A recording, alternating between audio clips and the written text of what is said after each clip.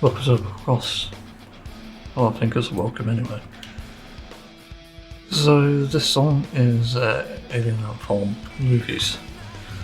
Many people have probably heard it, and people will obviously know that Alien Out from is famous for their cover of, or remix I think it's actually called, I found out the other day, of Smooth Criminal. And admittedly I don't know enough about this band to really comment on what I think of them. I did try a few other songs, and to be honest I wasn't fussed. It's not my sort of music. But the thing that makes those two tracks special is, well, Smooth Criminal is a great cover. And it just does it in such a way that, you know, it just sounds different to Michael Jackson's in quite a few ways. And like the whole thing where it's like sustained and stuff for a while. And it's sort of in a different key as well, if I'm not mistaken. It's like, so I feel like F or G. I'm not actually sure. Yeah, I'm supposed to be talking about movies. Movies I really like, because it's quite an emotional song when you really think about it. And I'm pretty sure it's like about, well, let me look up movie lyrics in Interval. Let's call it Alien Ant-Man. Ant-Man.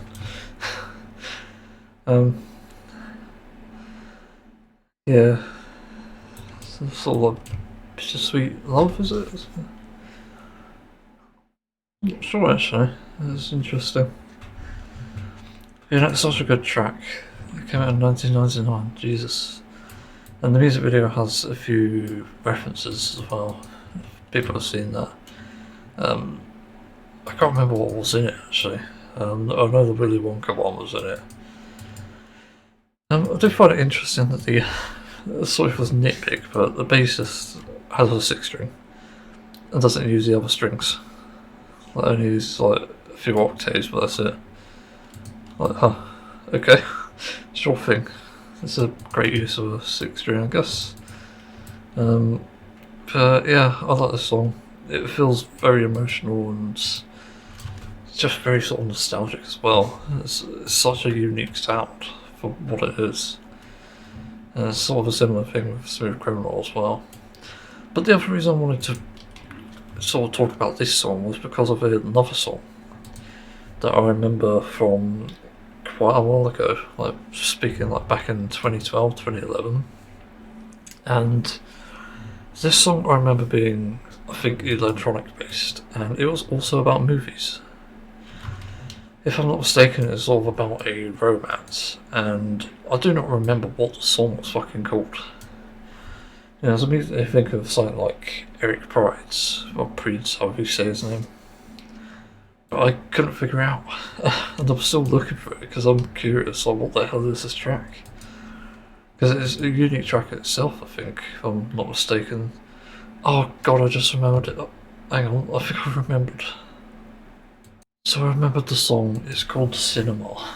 Weirdly fucking similar. You are my cinema. I can watch you forever.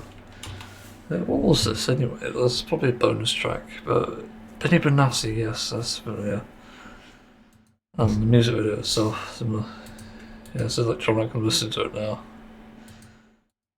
But I remember this sort of, for some reason, being related to Sonic. I don't know how.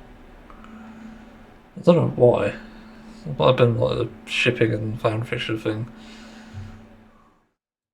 Yeah, interesting track. A bit boring in terms of the instrumental when I listen to it back. Not barely anything going on. There's a few moving parts, but that's it. Lyrics are okay.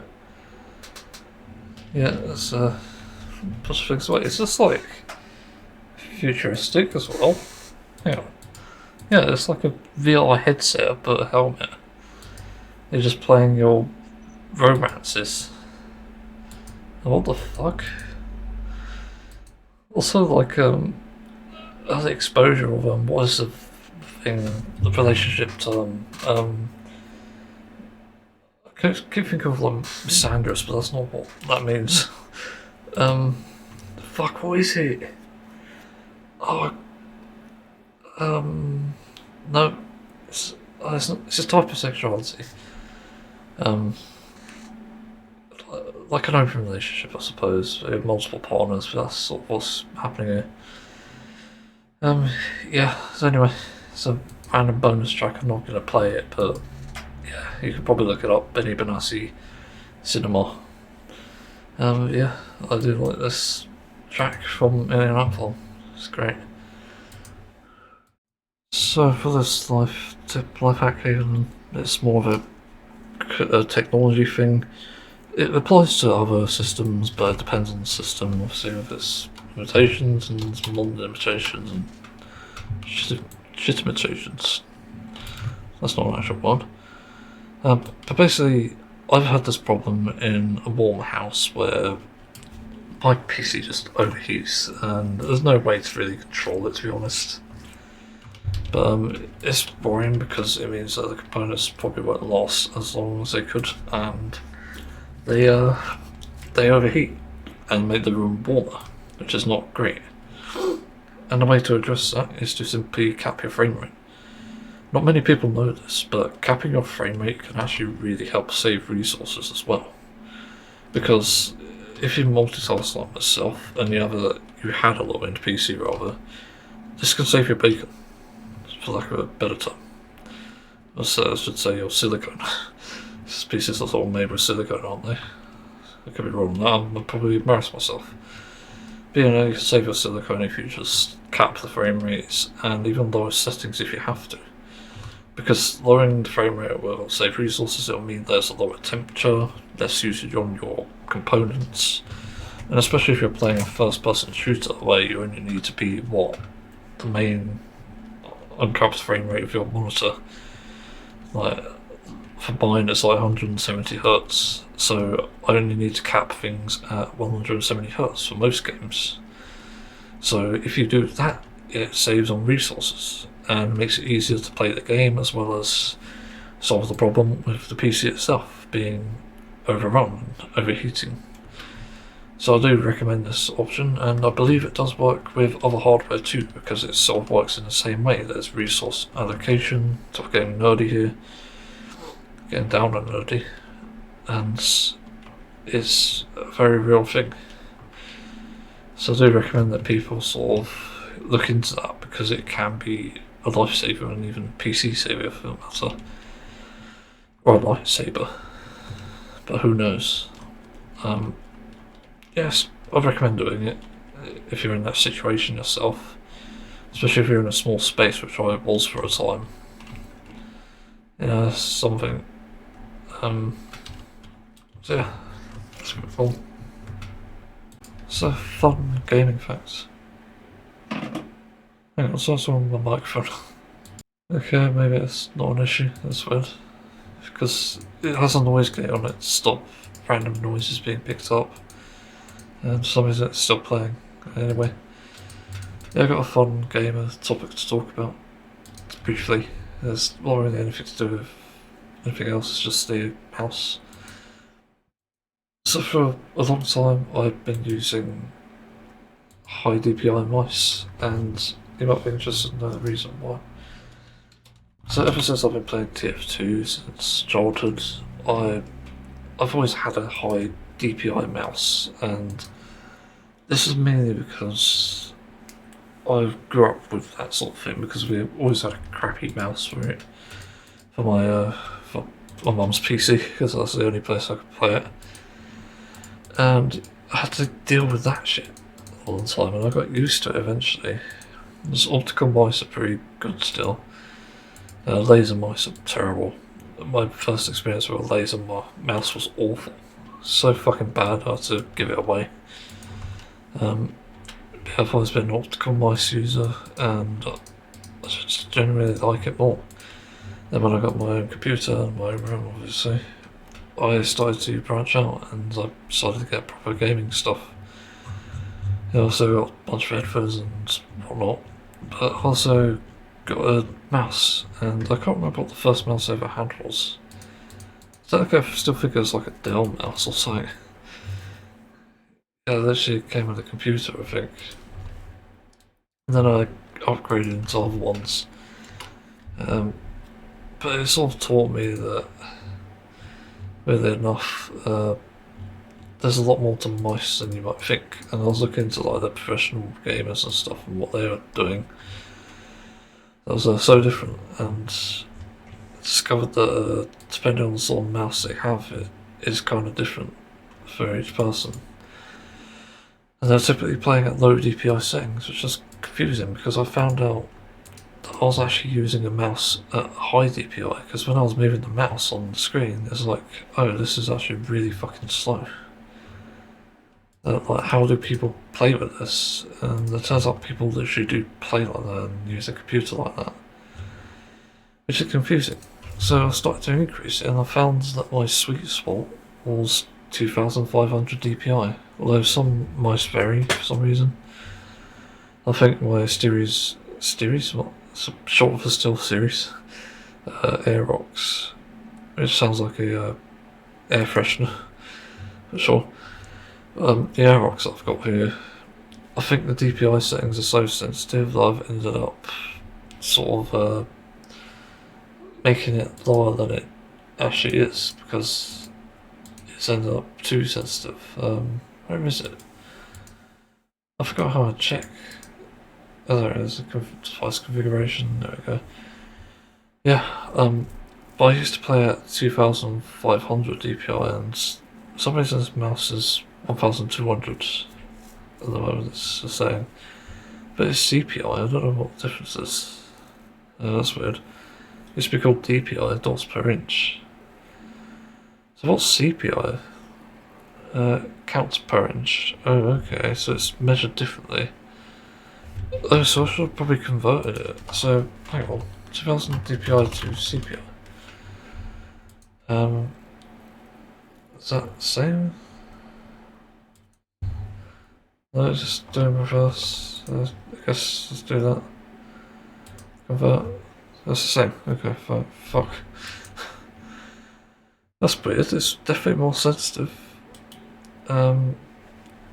Yeah. But I've always had these settings, and it's never really done me wrong, except for like fire name stuff. For projectiles and other things that kind of like sort of precise but not exactly, it's kind of, it's good. Honestly, I can't fault this setting. And I've always used it because it's the one that's most comfortable to me. It's less movement, it's quicker flicking reactions and stuff. Like, if you're watching the game, I can just do a 360, like, just like that. Just like a flick, and I don't need to move my arm. It's just one of those things. But it's weird how everyone's settings vary, and my comfort zone in terms of shooters is actually still 2500 DPI. And that's still pretty crazy. Because, you know, that's not normal. And for, again, the tracking aim and stuff, it's not an optimal setting to have. It's quite detrimental in some sense. Yeah, so one of those things. I'll talk about after this. I can't remember. Yeah, and I have experimented, as I said, with the finer aim stuff. So I've had a mouse before where there's like precision buttons. I've had two actually. The first one I think was like Razer mouse, which is kind of crappy. If I'm not mistaken, I think it was Razer. It might be Corsair. I can't remember. I definitely used one with like the precision button. Eventually I used the Logitech G502 Hero, as everyone has at some point. It's like the most popular gaming mouse, and that was good. And the precision thing really helped actually, because when I played TF2 again, I never used to be able to play sniper. But with that fucking precision aim, I was like on fire. It's actually crazy how accurate I was with that. And I'm pretty sure like there are some players who call me out for hacking, because like, what the fuck? Like, I even caught it on one of the random moments, I think. I was just popping off a sniper, and it's like, what the hell? This is new.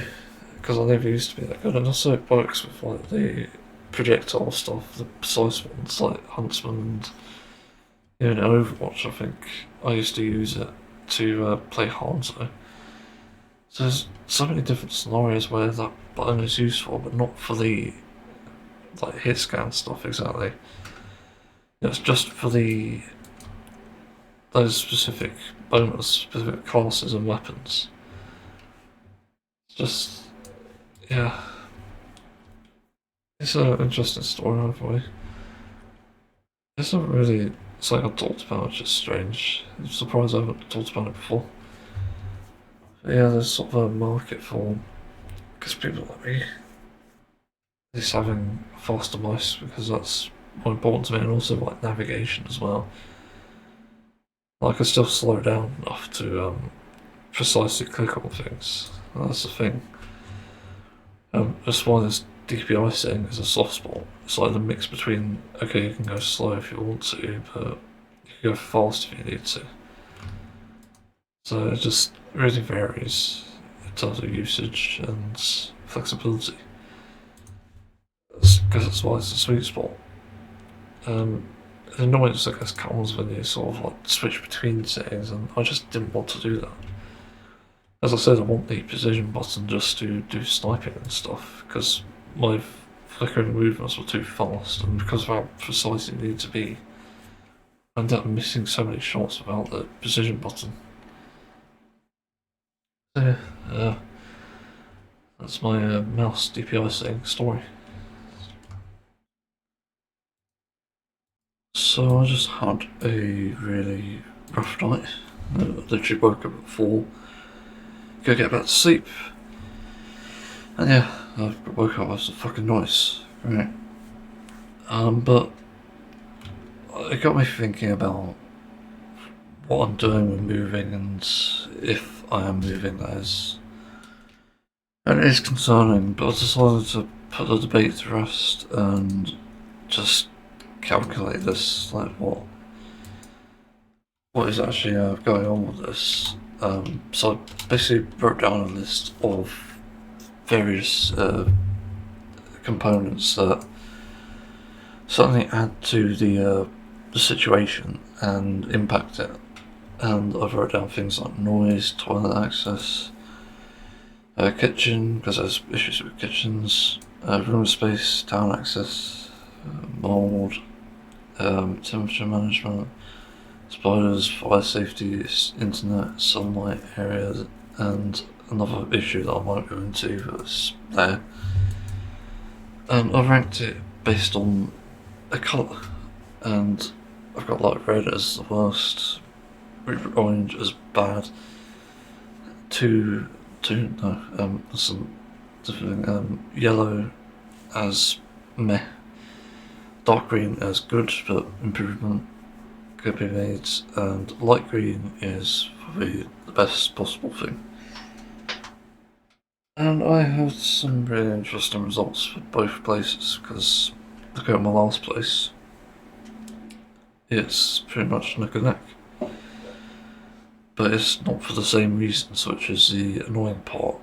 And honestly, one of the biggest problems here, which does impact me to an extent, but not all the time, thankfully, is noise. Whereas I had issues in the last place, but it was better, for sure, better overall. So I'm not sure. So I'm not sure what to do exactly, like if there's some way I can manage it, or if there's some way to adjust the sound here to make it completely livable. And I've sort of researched this a bit more, and there's like things to do, there's like annoying like wind chimney stuff which needs to be stopped, but there has to be a way to address it with like mass layered vinyl, which I only found out about recently, which is frustrating because had I known about it before, I could have done something with the room and fucking put that shit up. Like Jesus Christ, like it literally will require me to move things and take everything off my fucking walls just to put in mass layered vinyl.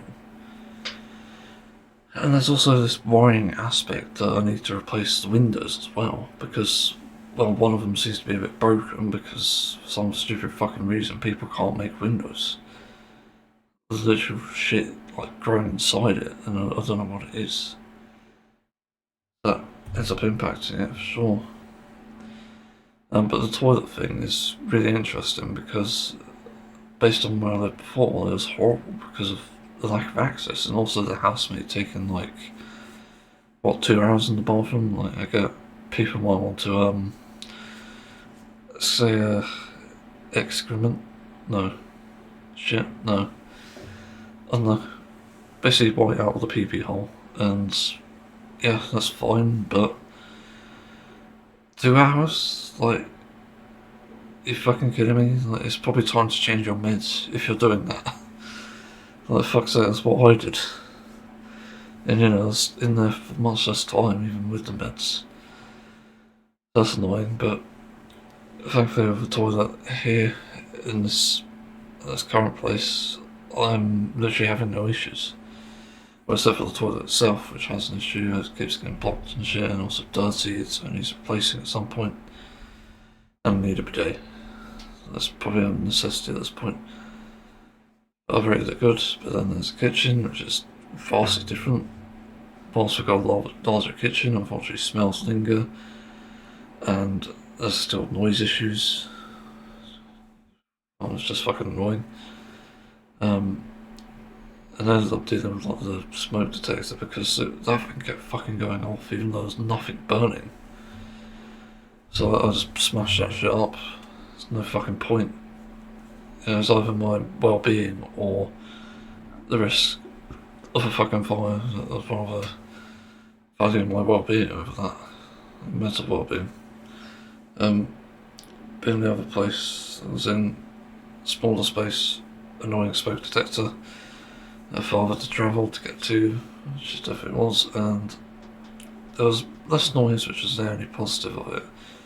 Other than not much smell, but lots of door slamming, so actually I probably was like an orange, so I can actually take that down a bit. But it wasn't as manageable as I think as this current place. Yeah, and I've also taken into account other things, like I'll just skim through it. Room space. This room has plenty of space, which is good, but the other place, bit of a struggle at times. You know, just about fitting my bed and my desk and a wardrobe. Like, that tells you how much space you have. It's not enough. Enough for some people, not for me. And then we had town access. Yeah, there's like a big complaint about this current place, it's too far to walk. Other place, manageable. Mould. Yeah, this is a weird one, because I only noticed it after I left, but the other place developed mould behind things I couldn't reach, which is bizarre, which is an indication that it wasn't built very well in some ways, which is weird because this is also not built well, but it doesn't have a mould issue. But what the fuck? I don't even understand how that is possible. Sure. So temperature management, which is another thing that sort of ties into that. But no surprise, this place has better heating and better cooler temperatures in the summer. But the other place, it was harder to manage. I gave it a yellow. It's too warm when it's warm, it's too cold when it's cold, but it's still manageable. Small windows, I don't know why I raised it. That actually. That's definitely an orange. It gets another point off reevaluating. It's just a proper proof for this shit. Yeah, this thing, spiders and insects. I'm not good with insects because they freak me the fuck out. And I'm not sure if it's like an OCD thing or what, but they bother me so much. You know, I had this problem in my mum's place actually, because when we had snakes, there was a moth problem for some reason. And there was actually a fucking moth's nest in our house. And yeah, it's kind of nightmarish. because it was getting into rooms and stuff. And I remember actually one, I think, even got into my eye. I swear it did get into my eye, and literally fucking killed itself because literally wouldn't fucking fly out. I think it got stuck or something. So that was horrible. I never want to go through anything like that, and luckily, not like that again. Luckily, there wasn't much of a problem after that was dealt with, but still appeared. Only big problem is spiders going, and I don't know how the fuck they're going. That's the problem, because they appeared every now and then, and you know, it literally became a habit of mine to scan the walls and stuff to actually spot spiders, and I still do that even to this day. But that's because that shit is it's just freaky. I don't know if I have arachnophobia or anything, but I know, like, even when I see it in games, I'm always a bit freaked out. Like, glyphids in Demon Classic are fine, but the spiders in Final Fantasy 14 are like, Jesus Christ, like, kill it with fire, send it off to hell. That's it. But yeah, this place though, I gave it the worst possible rating because it has such a severe insect problem that I'm genuinely unsure why the landlord has done nothing. It is fucking weird. I've complained about this plenty of times. I've said there's too many spiders, there's too many webs being put up as well when either I'm asleep or I'm in the room and I just like go to the toilet and it's like, oh fuck, I've just walked into a web and now I'm gonna feel that fucking thing for hours. Like, great. Well, thanks for looking out for me, I guess. Fucking dumbass. It's not really that manageable either, because there's not really many tools that can help. Like, I've taken to putting up cinnamon in like my fake plant pots. And I would have wanted it to grow like spearmint or something, but I'm not sure. So it's weird. But yeah, the insect problem in this place is quite bad. I haven't seen many flies. Having said that, there's been a couple since I've been here, which is weird. Because there's more in the other place, in terms of flies. There's only spiders really, and something needs to be done about that for sure. I'm not sure what needs to be done to address that. Again, I try many things. I even got peppermint spray, but it doesn't seem to do anything to get them away. They just keep building webs everywhere. That's the biggest fucking problem.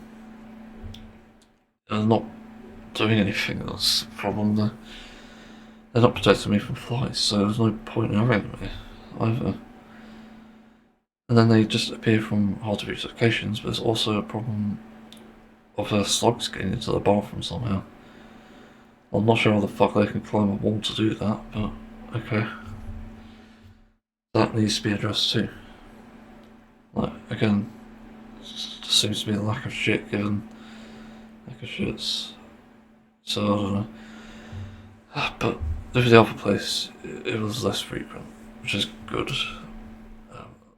Especially with the flies, but I remember, no, not the flies. There's less frequent spiders, but more frequent flies. It's more manageable, I think, at least.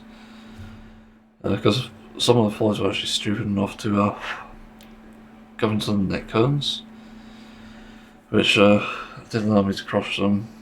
But there's not much I can do because they're too fucking stupid to get out. And they're just there bothering me, flying into my face as well, which is the other thing. Like, I can't get them out, so they have to die. That's the unfortunate thing. The spiders, you definitely can't get out because there's no tool for it. There's nothing effective enough for it. So, again, they have to fucking die. Like, it's stupid. Like, they don't belong in this room, and that's the problem. So I can't really address that, and I know it's not very vegan friendly, but that's the problem. They're all sort of invasive species in that sense. And I don't consent to them being here. I wouldn't be comfortable with that. Like, Jesus Christ. And they won't even leave, that's the thing. that's where it becomes a problem. This is my own space. I sort of have to treat everyone equally in that sense. Like, even if there was like a dog that I didn't want near, like, of course I'm not going to kill the dog, but I can get the dog out. That's the difference. A fly, a spider which can evade me, no. That's pretty much impossible. It's strange how the bigger they are, the easier they are to get out. That's a bizarre thing. Anyway, next thing I did was fire safety and escape. This place gets a high rating because I have different ways to escape, and I won't go into why, but there's definitely more that can be done to get out of a bad situation like that. And even escape. But the other place definitely gets a lower rating. In fact, I don't even know why I've given it orange. Let me think. Yeah, technically there's only one way to escape, and it's like either the back door or the front door, which is also so close to the back door. It's just fucking stupid, so I think I'm gonna give that a red actually.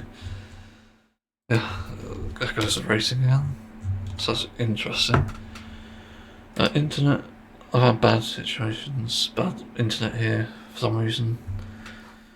It's been pretty bad at times, like, sure it's working now, but it isn't always working.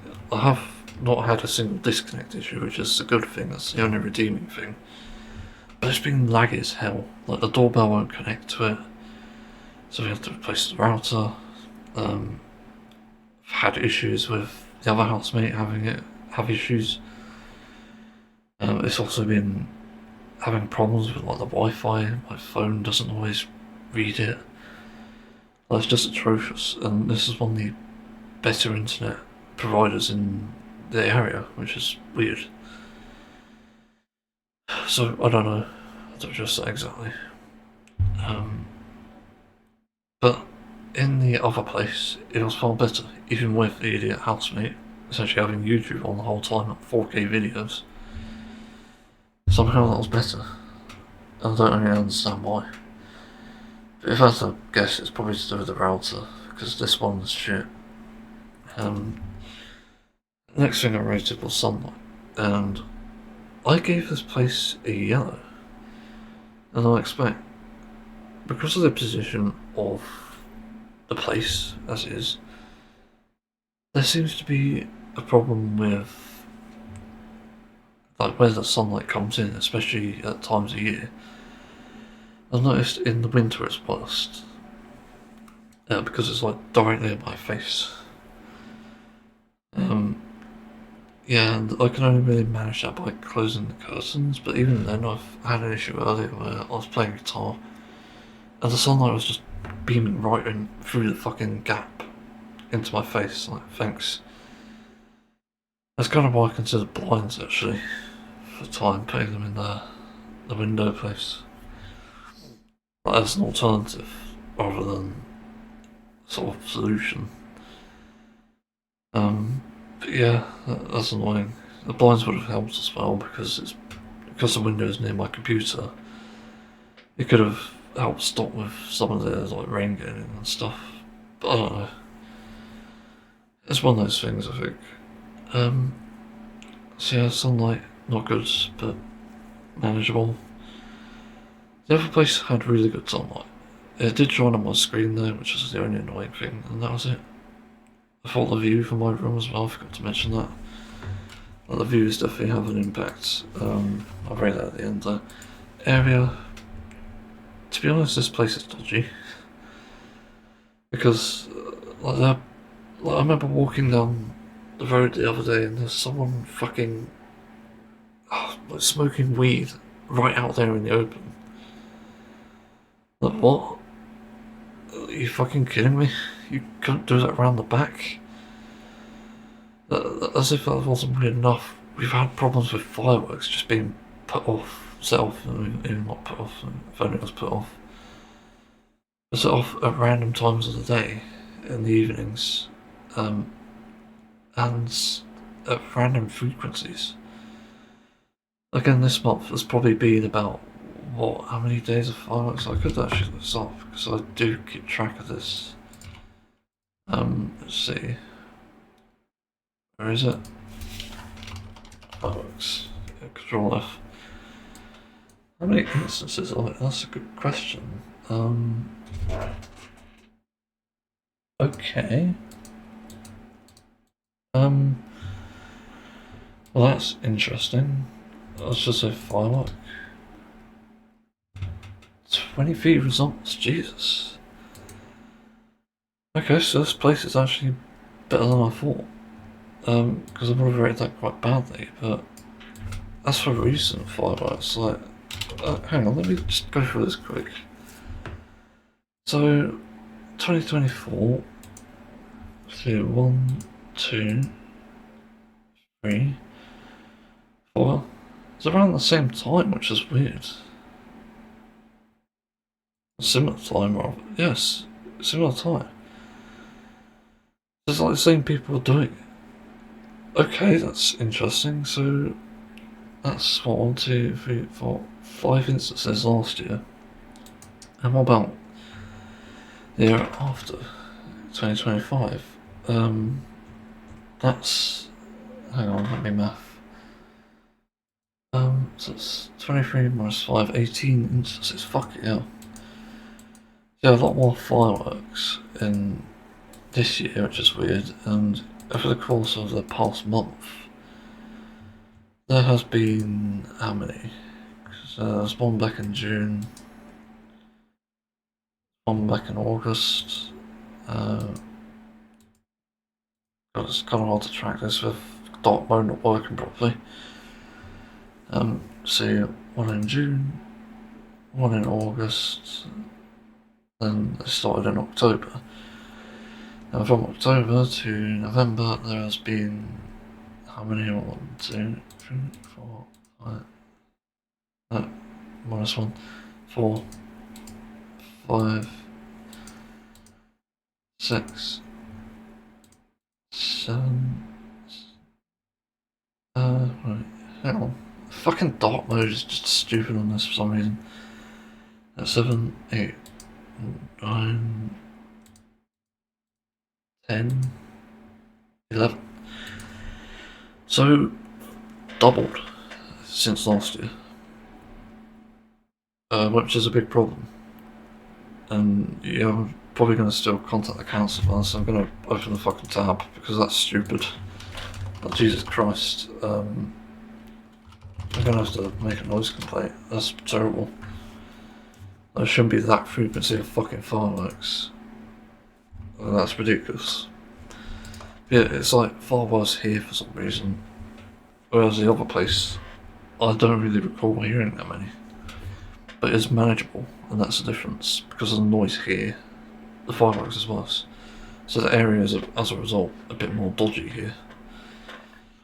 And that's really the big factor. There was also idiots who play music, and had it in the last place, but not as bad. Other places, neighbours and stuff. Yeah, that's an interesting one. Because I'm not a social butterfly, I don't really talk to the neighbours. But the neighbours here are not great. I think they're worse than the other place, which is annoying. For fuck's sake. And then this other issue I talked about. Yeah, orange and then yellow. Yeah, I forgot to rate the view. So the view is an interesting thing because depending on the place, there's a different view. And drastically different in that sense. The only problem is I don't know if it outweighs everything else, because even though like I'm an artist sort of person thingy, I'm trying to be, it's hard to really say that I dislike either, but at the same time I like both in certain ways. But it's so hard to rate it because, again, there's a difference, and the first difference is here. I'm basically staring at nothing for most of the time, and I can't even see it for most of the time. But the other issue is when I'm seeing nothing as well, so I could see the sky, which is fine. But it's also the sun. But I also have something obstructing my view of the rest of the place, which is just annoying. I'm frankly confused about that because I don't know what the deal with that is. It doesn't make too much sense to me. Yeah, now that I think about it, there could have been a fucking... Oh my god. They could have addressed the noise problem if they just extended the fucking room. Okay. So ignore that then.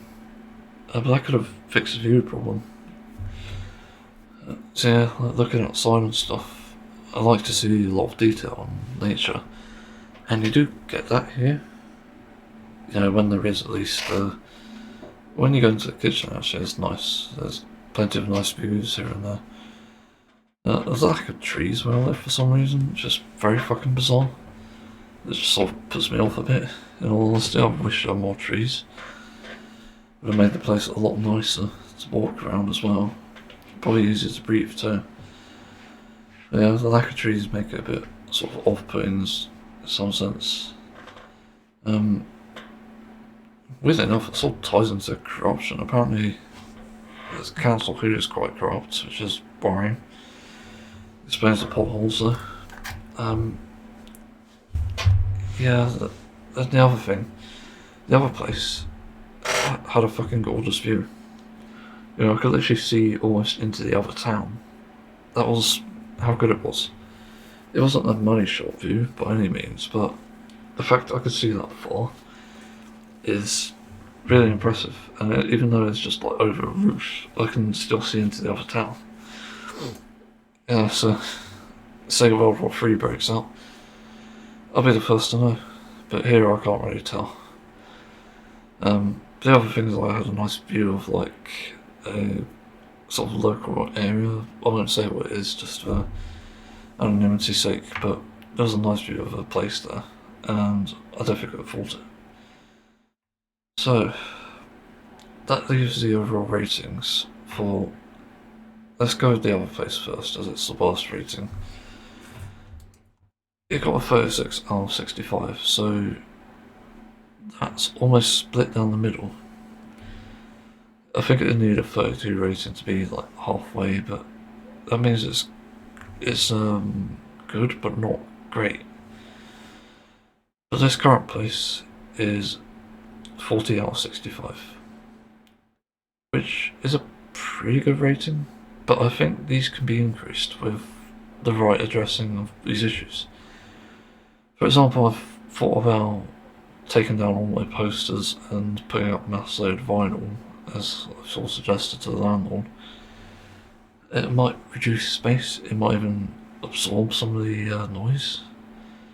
Although I'd argue I need to get the door problem sorted first, because that's a bigger issue. But the noise is manageable with noise cancelling at least, which is good. Not the best method, to be honest. I would prefer mass load vinyl, but either way, it's still something. I think it's probably something that might need like a professional to look into or something. If you can't put it on the outside, it has to be put on the inside, and then if you put it on the inside, it needs to be up securely and needs to be around my guitars for some reason. It's a fucking annoying thing about that. But the insect problem I'm not sure about, because I don't know what I can do at that point other than getting some professional in here, like pest control or something, that literally, unfortunately, have to get them in. But obviously, I'll try to choose one that's not like, sort of, you know, the types that aren't killing rats and stuff. Yeah, that's the important part. But yeah, so it's a lot to think about, because the difference isn't that big of a gap, but the things that are good here are bad in the other place, and the things that are bad here, there are good in this place, which is bizarre. And like the only things that are quite mixed, like by a stark contrast, let's look at this again. The kitchen's almost mixed. mixed feelings. Area, almost mixed feelings, and the other thing, almost mixed feelings. But I didn't give anything the same rating. That's what's crazy about this, and this is why I have a lot to think about. And because I've made it a table and saved it as well, there is a likelihood that I could just wait for another place, assuming this problem doesn't get solved. So there is a way that I can rate it against another place. I've thought about doing it for the places I visited before, but I don't know if they still have any slots available. Anyway, I think for the most part it does reveal enough to know that I could stay here a little longer, which is weird, but not sure how long because it depends on how I can manage these problems. Because they do bother me, and I really need to push the point home that I do really fucking struggle with these problems. And by far the biggest things are the noise, the insects, and not the tonics, as that's manageable. That's a weird thing. I don't know why I rate that so low. So really enough, I'll probably get another point first place. Internet could probably be managed. Sunlight, again the blinds. Like, even though I have curtains, I could just put up blinds and it would solve the problem. Easy. Easy game. Easy win. You know, it's just whether people will be fucking bothered to do that. Yeah, kitchen needs ventilation for the smell, because for some reason when my housemate cooks rotting animal carcasses, it lingers and it gets really fucking annoying. So any sort of ventilation would be good in there. Annoyingly, it sticks to washing up, so when I've pretty much done for the evening, I'm waiting for things to wash up or dry up even. It just sticks to the fucking washing up, and then I have to do it again for some things. Like, what? Are you fucking kidding me? Like, is there not like a single way you can just like put a fan on to make it dry quicker or what? Or just secure it? Like, it's sort of like a dryer upper. For dishes. So, what's this? Why has it got a window? Does it cover it? You know what? That's not a dry rack, what the fuck? Over sink, dishes, drainer, drying rack. Well, it's been multiple things at once. That's stupid. Also, it's too big. That's the problem. Yeah, I can't see anything. It's just annoying, because honestly, it could have solved the problem. I think something with a window, that seems like a good idea for the most part. I think you need a way to sort of drain it and also get rid of the mold and stuff that might produce. Yeah, there's like so many niche things. It's really hard to say. Anyway, I think I better move on from this topic, but it's looking like I'm staying here for a while rather than moving, so yeah, it's unfortunate. Well, colour me surprised. I think it's kind of green. Anyway, fuck, the Sonic 3 movie is actually good. Well, I can't believe it.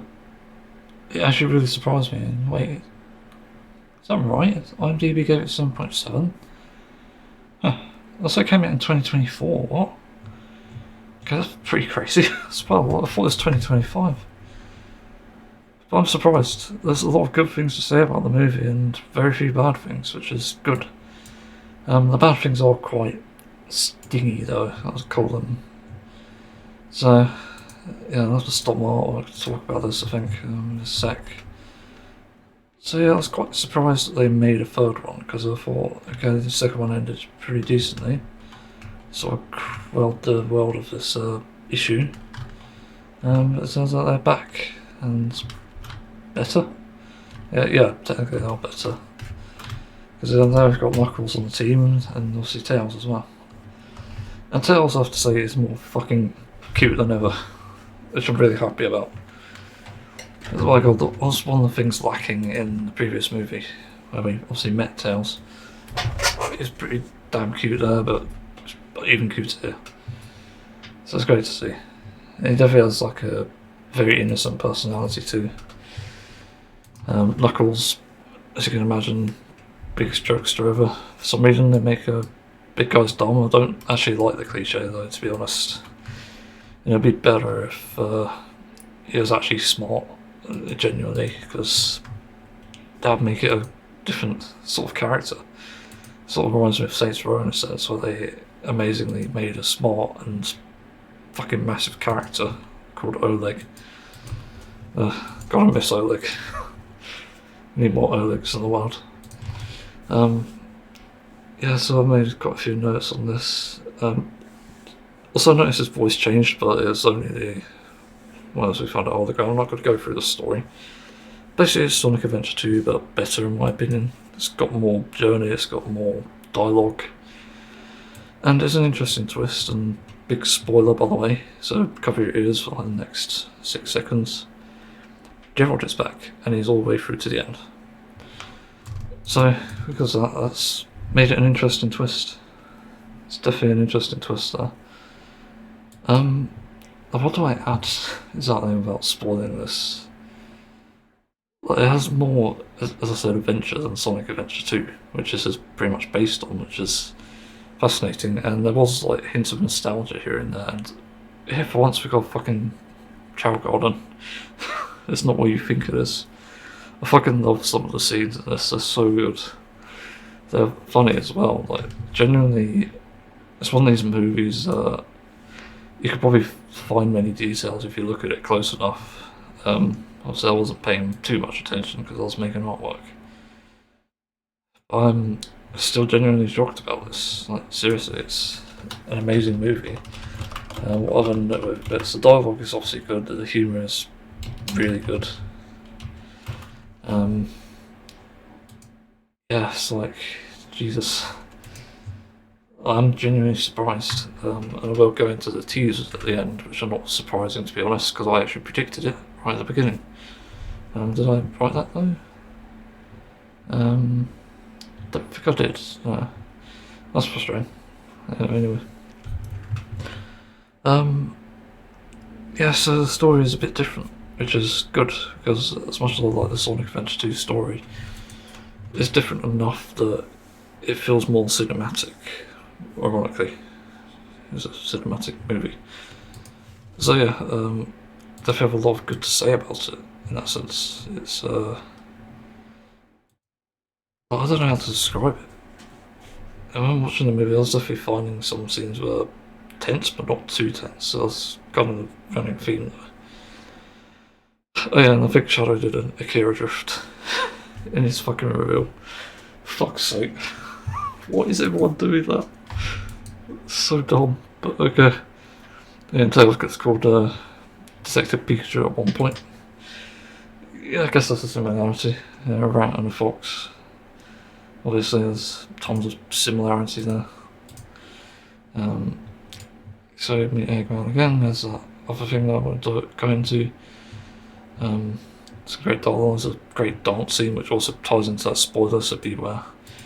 Because it is a pretty big spoiler, because that didn't appear in Sonic Adventure 2, believe it or not. Well, I won't say any more than that. The Tails USB drive was adorable, I remember that. Some interesting remixes of music, there's also like the Live and Learn remix at the beginning in the acoustic guitar song.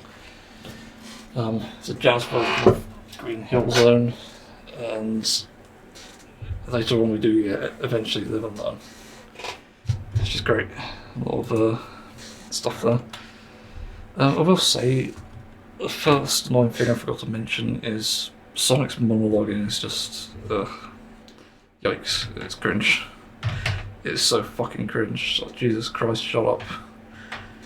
When listening to that I just want to gouge my ears out. There's nothing to do with the voice actor, it's just, God, I'm so fucking bored of hearing that. I already know he's overconfident and stuff, like, who gives a shit. The Tails does have some adorable dialogue. as I said, he's sort of like more innocent here, which is interesting, and he has the resources and stuff to become that genius, but he also has strength as well, which is also an amazing achievement.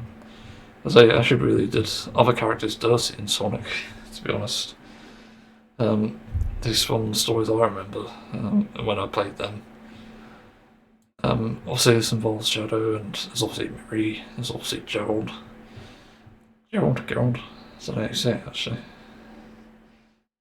Probably both works, Gerald. I don't know. Yeah, great dialogue, and a really good ending. I was quite surprised. But I want to talk about the effects are fucking amazing too. Like, obviously CGI is getting better, I think. Tails definitely seemed a bit more fluffy. Fluffy boy. I need him. Why isn't he here? Why isn't he real, in fact? That's confusing. Yes. Yeah, just everyone seemed a bit fluffier for some reason. I don't remember them being this detailed in the first and second movie. I will say Shadow does look cute.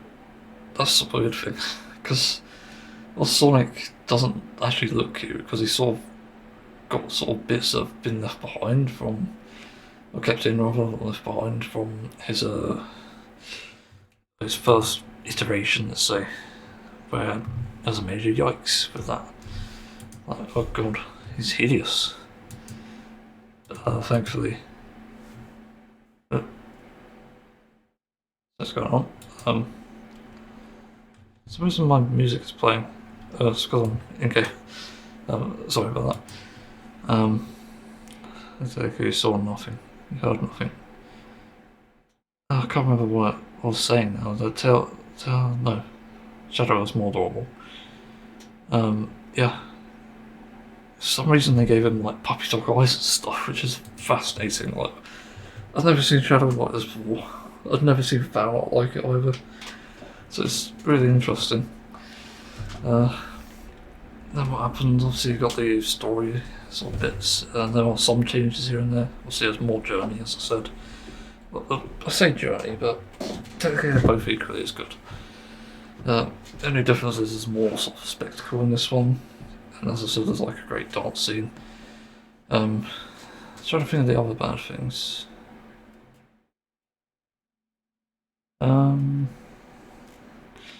I can't think for the moment. It's just annoying.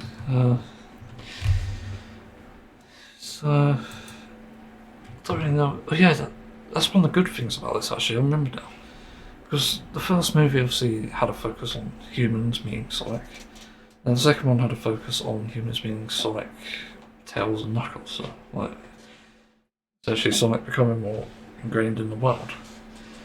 And yeah, the first two movies weren't great in my opinion. I didn't like them at all. Other than Tails, but the first one was awful. The second one was better. But yeah, third one definitely is a good movie. It's definitely taking a place in things of 2025 for me. Although technically it's 2024 is released, but I still put these movies in here because I just like to highlight these things. And what was the other thing?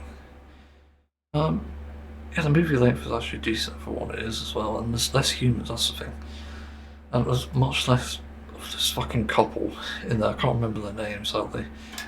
But there's much less of their involvement in this movie, which I think was to its benefit, because one of the problems with like Sonic media in general is they can have people in them, but it gets so fucking annoying after a while. I remember Sonic X being absolutely insufferable because of human characters in it.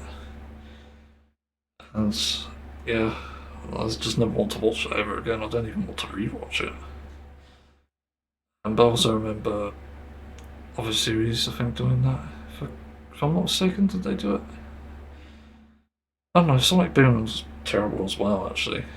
So it shows that it isn't just about humans, it's just the way you write characters in and how you make the obviously main characters work and whatever. Like, it's different things. Anyway, so I really like the movie. It's good. I recommend it, especially if you're a Sonic fan as well. It's definitely a unique experience too. especially if you've not really seen a Sonic movie. But what I find crazy about this is, and I'll have to look this up actually, Sonic Adventure 2 release date was 2001. So there are people out there who grew up playing this, who are probably now parents, who grew up playing Sonic for that matter. You know, you could show this movie to your fucking kids and just, yeah. You know, it gives them a good idea of what Sonic is about as well. Like the only inaccuracy, I guess, is like the lack of rings, but they sort of explore that more here, I think, rather than the last movie.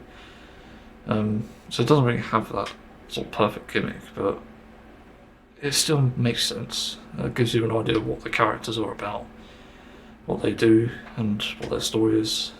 Although we didn't really get a Tails and Knuckles story, which was annoying in the second one. That's, I think, one of the reasons I criticised it a lot. So we still lack a proper Tails and Knuckles origin story, let alone other characters, well, except Shadow. Yeah. Anyway, other than the movie, I want to talk about the teasers at the end, because, obviously, as you can expect, this is pretty much a big franchise now. I'm pretty sure of it. And I'd be surprised if they're not making this movie at this point. But my prediction came true at the end. I said that there were going to be some characters probably appearing that we already know, and it's quite obvious who. I would have been surprised if the third character appeared, which I'm kind of sad that she didn't. But it really faked me out because Sonic was in the forest, and I was like, wait, Hog? This Hog? I don't know. A hedgehog. But that didn't happen. Instead, it was Metal Sonic. I was like, oh, okay. Well, that's fucking interesting. Like, great fake out, by the way. Genuinely, that's amazing. But then, obviously, Sonic defeats this Metal Sonic briefly, and suddenly a bunch of them appear. Again, I'm just sort of jaw drops. Like, they're rewriting these stories in a way that makes it more cinematic and more sort of interesting. Because, yeah, like Sonic CD, and I don't know what they're actually going to base it on now I think about it. If I base it on Sonic Heroes, that'd be amazing, because Shadow is coming back, so there was another teaser at the end. It's sort of definitely revealed there. But, yeah. Unfortunately, I just spoiled the fucking ending. It probably doesn't matter anyway. I think we all knew that he's going to come back at some point. But yeah, the multiple Metal Sonics was a surprise. Again, I don't know where this is going to tie in. If I had to guess, it must be like Metal Overlord from Sonic Heroes, so it has to be something like that. I can't see it being any other way, so we might even see additional characters, possibly. Like, the other character that appears here, I'll say, is Amy, and she wipes out all these Metal Sonics. I like Sonic's comment on this, basically saying it's a crappy cosplay. I thought it was brilliant. It definitely is. Yeah, a crappy cosplay of himself. But yeah, Amy appears, hooded and throwing a hammer, which is she's famous for. And then she unhoods herself, and yeah, she looks pretty good. I'm not surprised really. Definitely got a good graphics artist there. Yes, I'm surprised I actually haven't seen her reveal before. That's the interesting part. I'm surprised it wasn't all over like Our Such Gaming or anything. I'm pretty sure people like Amy Rose. Yeah, that's surprising. Can't fault that. So I'm kind of excited for the fourth movie in this case. But by the looks of it, and they sort of tease us anyway with the outro. But I think they're doing Sonic Heroes anyway. I think that's going to have to be a thing, but I'm curious how they're going to do like the character writing here, because obviously you've only got Shadow and Amy's going to mistake Shadow for Sonic. As happens in Sonic Heroes, that's going to happen, obviously. It won't be a Sonic game without Amy falling for Shadow instead, by accident. But yeah, like, are they going to add other characters, like Cream, Chaotix, or Big? Like maybe Rouge. Oh, God, I dread to think what Rouge is going to be like. Because you literally don't fucking know. Like, is she like in a suit or is she like what? That's kind of the crazy thing. Also, I didn't think about that, but it's Amy. She has to be wearing a dress, right? Not fucking perfect, by the way. It's just curious. She was wearing a hood. But, given that this is the first female character, it just makes me curious. Because there is that inconsistency in the games, honestly, which I do find a bit weird. You know, I don't know why the men are naked. You can't really tell, she's just wearing a hood. Doesn't matter though. But you know, we have shows where the anthropomorphic animals are naked. It just doesn't matter. Yeah, I'm not sure if that's a disappointment or a blessing. Yeah, I think because of what we're used to, it's probably a blessing at this point. Especially with how weird the community is, that's for sure. Anyway, that's the Sonic the Hedgehog 3 movie discussion. Yeah, interested to see what they do when there's a new trailer, possibly. Probably going to be a while. Especially for adding more characters, like, Jesus, I've got to figure out how to design them. I sort of dread where they're going to go in the future, like, after that. Because, like, the only things left, I guess, are 06, which I dread if they actually do that. That might even be the 6th movie. But there's also Unleashed, which I think would be alright. And what other games are there? Colours, but I'm not sure if that's very possible or even interesting because there's not really many characters in that case. Because there seems to be a trend here, it's like they're adding characters as they go along and rewriting the story in that sense. It's only speculation at this point, don't have any actual details. Trying to think what are the other games. Yeah, Generations, but I don't think that's going to be possible. That's for sure. I don't think there's really much else left after, like, again, Heroes and Unleashed. Unless they just go somewhere really unique. Like, somehow find a way to go back to the homeworld or something. But then again, they need to explain where these other characters come from, I think, because I'm pretty sure Sonic was from another universe, if I'm not mistaken. Also, Green Hill Zone can't exist where, like, on Earth, I mean, maybe on another planet, just in another solar system or something. They haven't really explained that. That's the part I find kind of confusing. Like, where the hell did Tails come from? Where did Knuckles come from? We know where Shadow comes from. Like, we don't even know why exactly Gerald had Shadow made to begin with. Which I'm sort of confused about, because that's the only bad part of the movie, I just realised. Another bad part. Yeah, for some reason, there was no explanation as to, like, what inspired Gerald to create Shadow.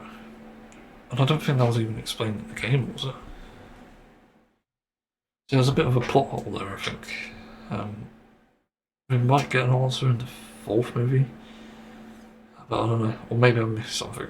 Anyway, that's a discussion.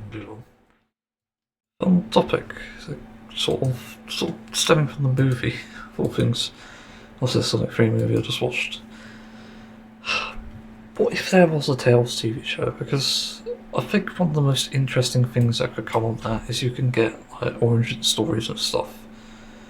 And also, because Tails is such an underrated character in the Sonic sphere, well, he's popular, but he isn't that popular. Like, he didn't get a dedicated game, at least in the modern era, meta era. You got to be thinking, like, well, because TV is so popular, why not have it so that he gets a show of his own?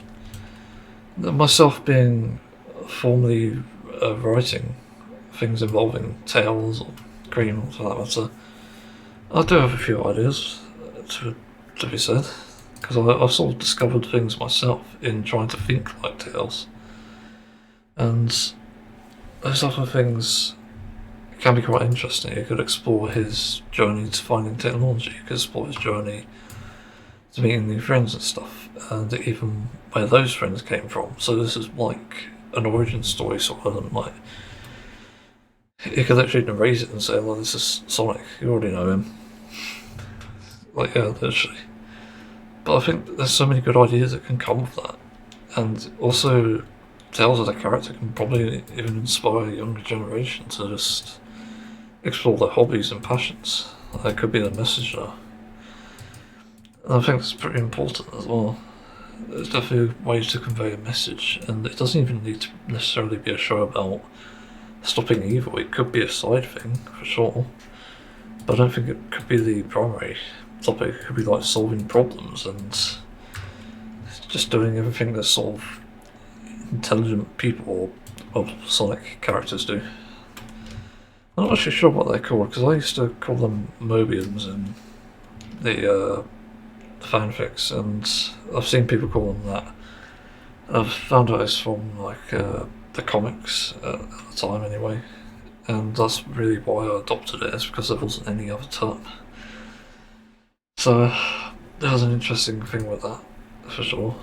But also just discussing the origin story as well of Sonic's world, essentially. You know, where they came from, why they came to Earth exactly. And, you know, it's just one of those things that there's so many things that this kind of show could answer, whilst also providing some great content with other characters and not being like Sonic Boom or even the movies for that matter, but rather being about Tails primarily, but exploring character traits, exploring so many different things. There's quite a few opportunities for that, and also, let's be honest, we want a lot of fan service of Tails because of his cuteness. And that's something that we pretty much wanted from like classic era as well, because I'm very much someone who's into the classic games more than the modern games. Because I do think modern Tails has a lot of problems, in all honesty. Because he went from, in Sonic Adventure, being this sort of almost quiet kid, but sort of excited for new things, new adventures, and then exploring his independence. Then they sort of reverted that in Heroes. And then in Adventure 2, he's pretty much doing his own thing for most of it, except for when he's working with the others. And then from Sonic 06 onwards, actually Sonic Unleashed is a bit more independent there too, but Sonic 06 and onwards is just garbage. Like, they've written him terribly. Even Sonic Frontiers, they sort of shoved him away. It's really sad. And also it just made me wonder why in Sonic Frontiers they didn't actually have him as a playable character to begin with. Because I think the story in that at least seemed to be almost based on the fact that it could be done by anyone. And you could have introduced a fucking Super Tails form, which we had in Sonic 3, technically on the Mega Drive. But yeah, this could be a throwback really. That would be great actually. But yeah, I do really miss that sort of thing. It's unique when a character gets their own story in their own sort of world as well. They can essentially themselves explore their character traits, as I said. Because Sonic Boom did such a terrible job of conveying Tails and stuff. It's horrific. I don't have very fond memories of Tails in Sonic Boom, because I just don't like the show, I don't think. But every character sounds the same for the most part, with the exception of me and Lord Knuckles, but that's another story. Yeah, it's just like a big disappointment to see that nobody had actually made something different in terms of the Sonic franchise and stuff, and that's kind of what we need, I think. Like, even then, you can make a game like that explores the story aspect in a different way, maybe a visual novel, where it explores the origin stories of each character, and you can literally find the answers here. Yeah, I don't know. But the comics always turn me off of it because they just don't seem like my sort of thing. I've read a few of them and they're bad. I really didn't like them. It's it's just off-putting. Some of the content is just. Also, the fact they're not really willing to go to this length of like doing something for the sake of inspiring people to teaching a lesson or anything. That's the other thing. That's one of the reasons I didn't like Sonic Boom. It didn't really do any of that. As much as I'd like a story that doesn't take itself seriously, I think there is such a thing as doing too many unserious things and then not enough serious things. It really does make it a bit of a clusterfuck, and that's why I didn't like that either.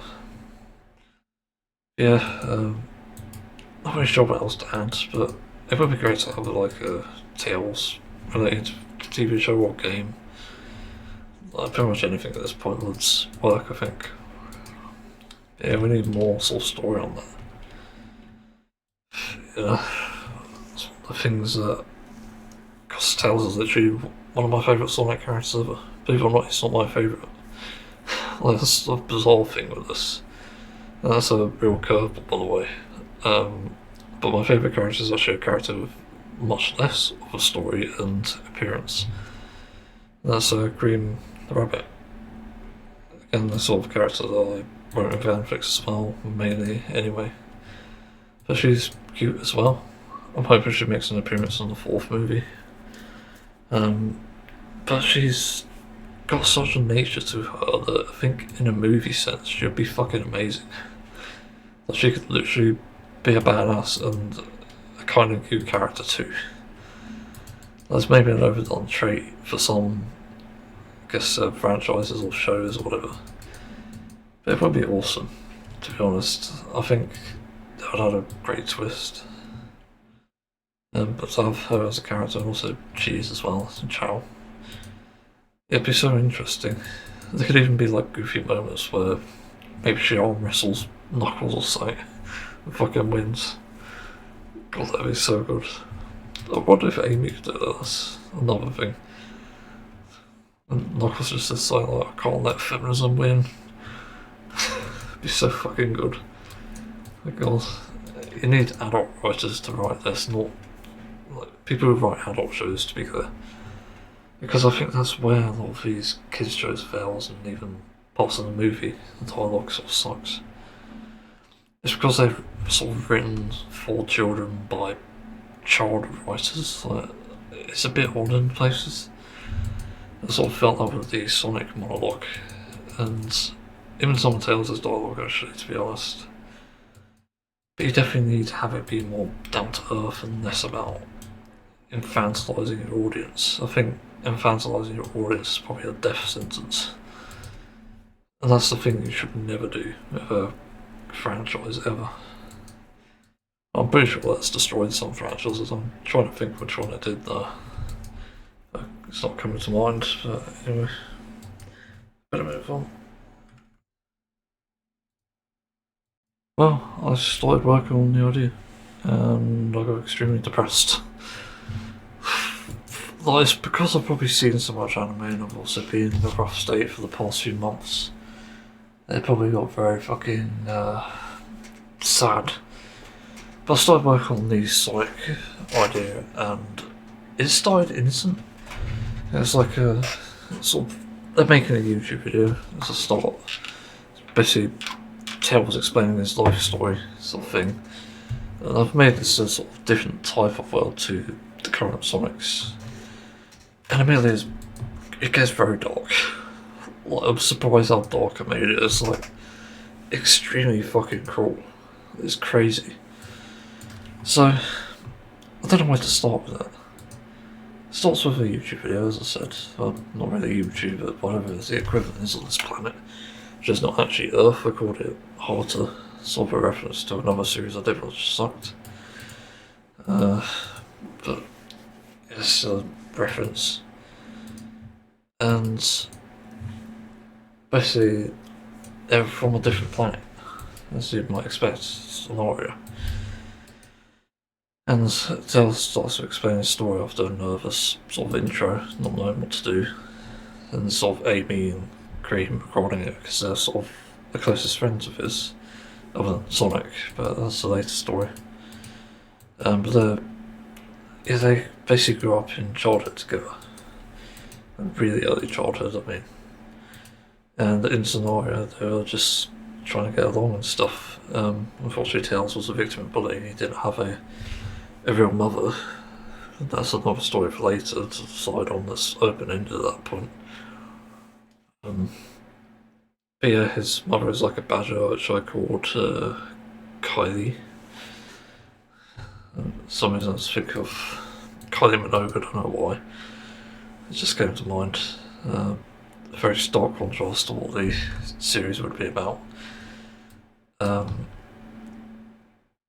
Yeah, so what happened was that he's getting bullied and obviously crying as a result because of his tails. He's being bullied for his tails, and this is the main sticking point of the series, just to make it clear. It's the fact that there are so many people with differences and that it's okay to be different. And that's where the sort of child friendliness, it doesn't exactly end, but it's where it's supposed to start, because that's an important message. But Tails gets rescued by some nice people, which happens to be Amy and Cream, who it turns out are buff, but not like stupidly muscular. They just got the biceps when they flex. That's sort of their quirk, really. You got, as I wrote it down in the document I've got, you've actually got good cop, bad cop here. Guess which one's the bad cop? But yeah, I thought it was interesting, but they're gonna sort of confront this bully, and yeah, they do so. And after Amy sort of confronts this bully about it and sort of shames him for it, and the bully realises he's vulnerable, so he gets nervous, so he tries to escape and sort of escapes, but Cream grabs him and she sort of does it gently, you should go and apologise, sort of thing, and so he ends up doing that. Yeah, literally I think that's already starting to look like good writing, because it's something you don't expect. And also at this point in their ages, I guess, I think they should just be 6 years old, like Tails and Cream. But Amy's a bit older, obviously, as you can expect. But they go to the same school because it's a different world. It's Cenarians, as I call them, not Mobians, Cenarians. Because I think there's going to be a story about the legends of these specific types of characters with these specific quirks. And that's going to be like the main sticking point there as well. It's going to be this whole lore about what Cenarian actually is, and by basically people like Sonic or Sonic Bolton, as well as Tails, and as well as other characters. Yeah. Anyway, they sort of go through school life together. They stay good friends as a result, like Tails and Cream, sort of, and Amy. I forget to say, they get along. And yeah, they basically live school life together, and other friends and friend life even outside of that.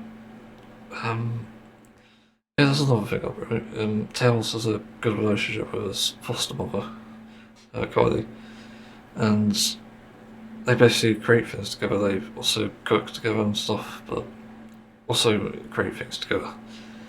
Just sort of start. And actually, that's the other thing I forgot. Tails basically admires this blue hedgehog that runs around the city. I wonder who that is. But runs around the city, and he's always trying to find a way to speak to the hedgehog because he wants to learn how to go fast like that. But that's why he starts to invent things, and he's trying to figure out a way to contact the blue hedgehog to get to know him and be friends. Because he admires the blue hedgehog as well as many other people, in fact. And also, I think I should put it in there that even the bullies sort of admire him in some way, but only because it's fast. But yeah, I think it'd be an interesting point to have. So Tails goes through school life and stuff, and the bullying stops, but he does, God, what did I write actually? I can't remember what I wrote there. Hang on. For some reason my glasses weren't clean, so I have to stop for time now, great. These things are buggered to clean sometimes, I don't know why. Like, come on, there's just this tiny bit that won't come off. I don't know what you even call that. Like a spec jockey or something? God, that's probably something horrible. Don't look up. Yeah, anyway, let's go to the document and see. Assuming I didn't close it from depression. No, it's still there. Yeah, I can't remember. I fucking wrote a lot, like 4,000 words almost.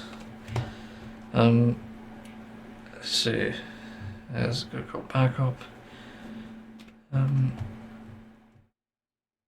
Yeah, Amy sort of really likes Tails because he's adorable. That's going to be another sort of gimmick there. They introduce each other. Yeah, there's also some parts that don't take place in this flashback, but it's obviously a flashback, obviously. Amy has a bad girl reputation, yeah, kinda. Not bully reputation, but sort of bad girl. Doesn't always out of the way. But I wrote here as well that she has a strong moral compass and a stronger heart, which is something that Green mentions, I think. Someone mentions anyway. Yeah. And she mentions that she's in love with this character called Sonic, which only Amy knows about, it seems. And Tails just tries to run away because he's not that interested, knowing that she's falling in love with this random guy. And Tails runs into someone, and this is where it gets really interesting. He runs into another boy who is wearing a dress. So, got some gender fluidity here. At least you think it is. But he sort of realises that this boy actually looks kind of pretty.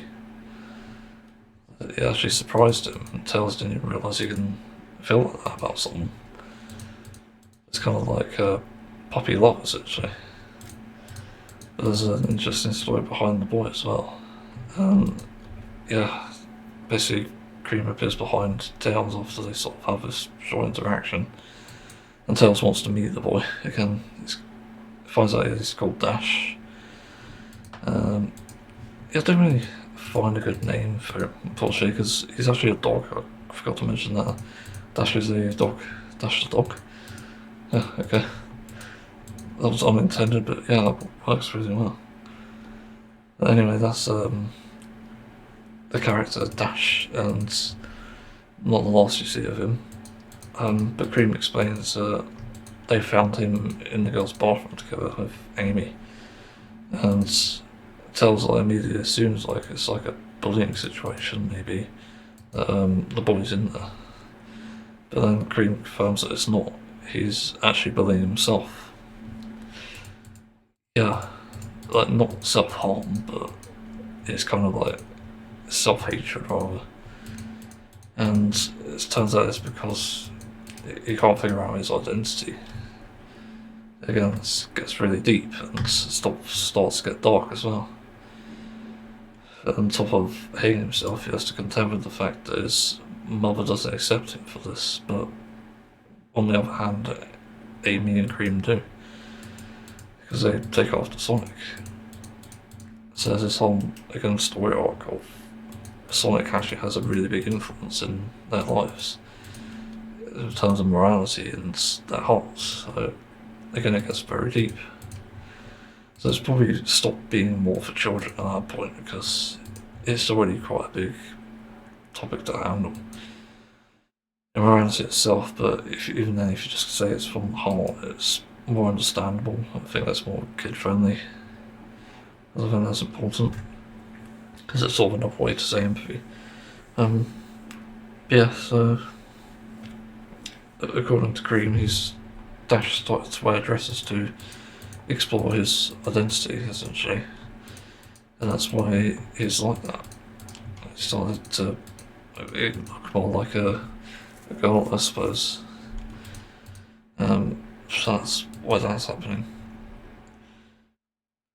And yeah, there's also a bit more narration from Tales, also in the present.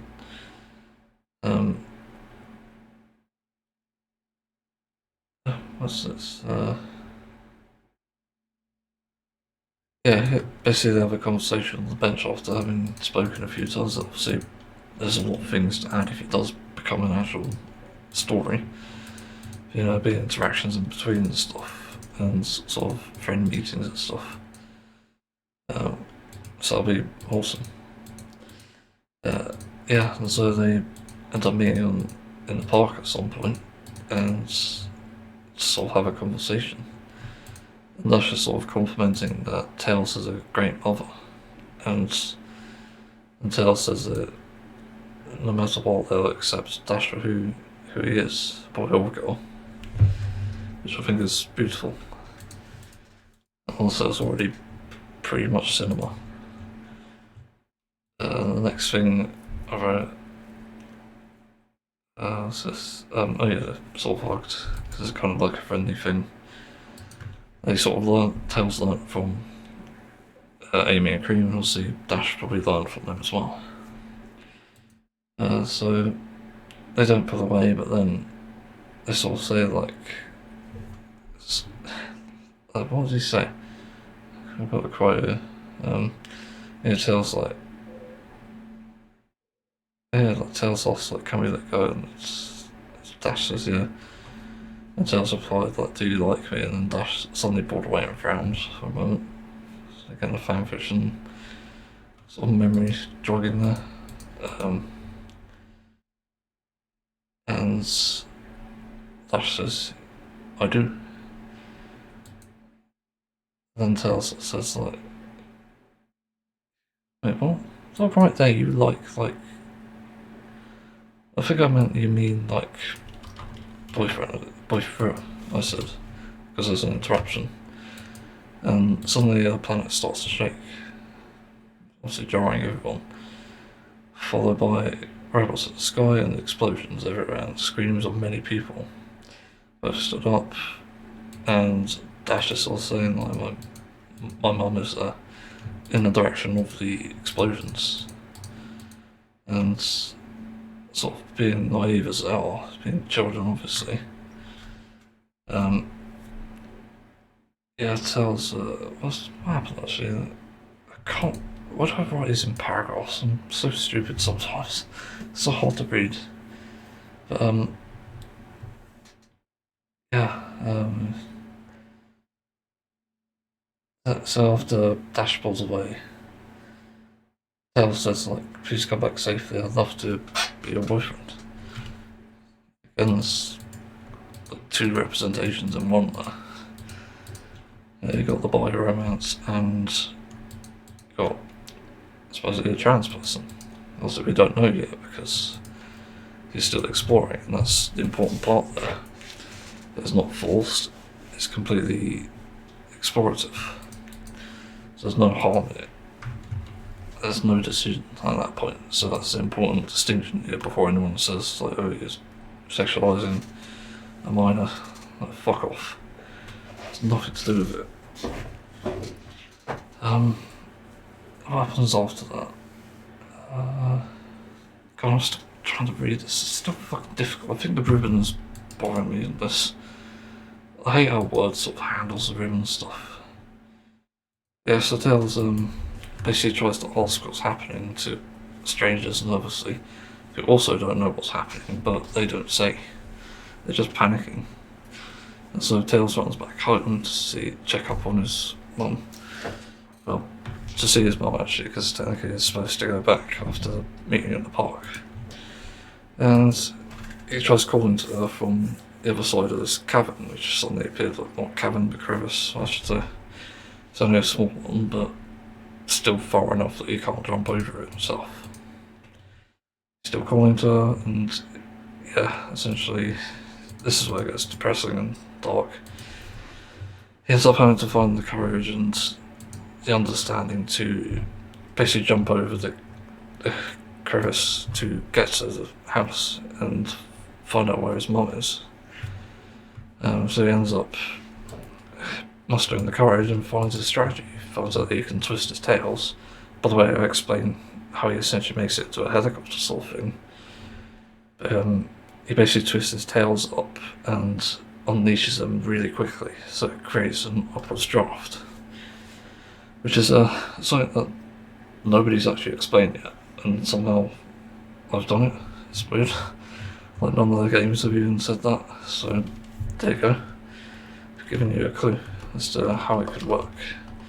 And I'm pretty sure Game Theory did sign on this, and I can't remember, it was quite a while ago. But anyway, so Tails flies across, he goes to the house, and he finds his mum there, not only under a bit of the rafter of the house, or rafter, is it? A beam rather. It's too heavy for him to move, and then he goes to her side and finds that she's been impaled by a piece of broken wood, essentially from the table that she was next to in the living room. And she basically can't breathe and she can't talk, but she's still conscious. But she notices him, and there's also a really fucking heart-wrenching moment here. Like, it's so sad, I actually almost cried. It's basically unsure what's happening to his mum here. So, yeah, you could tell that with her eyes that she's telling him that he loves her, and there's also a narration bit here. Yeah, so I know she couldn't say it, but her eyes are filled with tears, and she was telling me that she loved me and wanted me to move on. I tried to move her, but she stopped me and hugged me one last time. Now, and then after the hug, she strokes his head and smiles, and then closes her eyes and her hand falls. Yeah. And to nobody's surprise at this point, though. Wait, what did I write after that then? Is my. So I've got a miracle moment, that's it, okay. At least it's more of a miracle now than it was then. And then the blue hedgehog appears, and basically says that he's sorry, but she's somewhere else now. And basically takes him away and takes him to a cliff where he meets up with some other Sonorians, but there's only like 200 odd rather than the thousands in the city she knows exist and probably are still there. But there with him is some random figures. There's like a red echidna, I wonder who that is. There's also a Batwoman, I can't wonder who that is, but she tries to sort of flirt with him. But then off in this fucking horrific time where there's a war crime being committed and so many of their friends and families are being killed. So that happens, but Cream and Amy actually step in and take Tails again, knowing that he's just been through the worst, and Sonic obviously had informed them that this had happened after delivering, which is why they're doing that. And yeah, eventually Vanilla steps in, the mother of Cream. That's interesting. But yeah, she sort of comforts Tails. Yeah. She says that Carly didn't make it. And then Tails sort of explains that the Echidna Overseer is basically transporting them away using an emerald's power. It's not a specific emerald, it's just one that they have. They're teleporting them to another planet which they don't even know is even safe, but it's the only way they could possibly survive with a chance of survival. And I even put here that there's a bit of lore with this, in the sense that the invasion was caused by a group called the Dangerous Villain, rather known as Robotic, but not what you think it is. And actually I think I'll make it a point that it's not actually a single person, it's actually just a name of the organisation. the Robotnik or something. Sort of to mislead people. Again, it's sort of like a dangerous deception game. But yeah, it's like for an individual person, like the chances of encountering one of these Robotniks in this universe is like 0.0001%.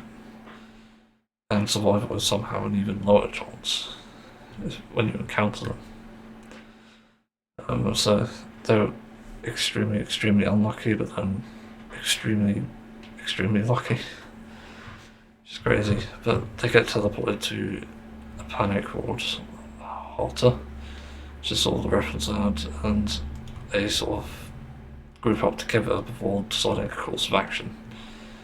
Of course, Tails being too young, as well as others, it's a Framey's pretty small at this point. They decide the course of action is to go to the government, but they only have 40 of them rather than the 200 that were teleported all there. So they have to contend with that, and they take the risk, and they end up succeeding. The government takes them in and has a conversation. There's a handshake between Sonic and the government. Something again that gets deep. And it sort of drops the fucking kid friendliness at this point. That's pretty obvious.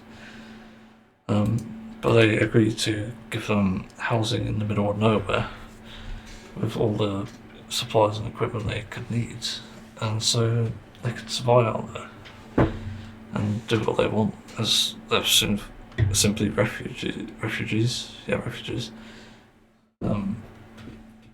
So broken apart by war, and they're the vulnerable types, I guess, of people. As well as the strongest, which is another plot point that will come up later.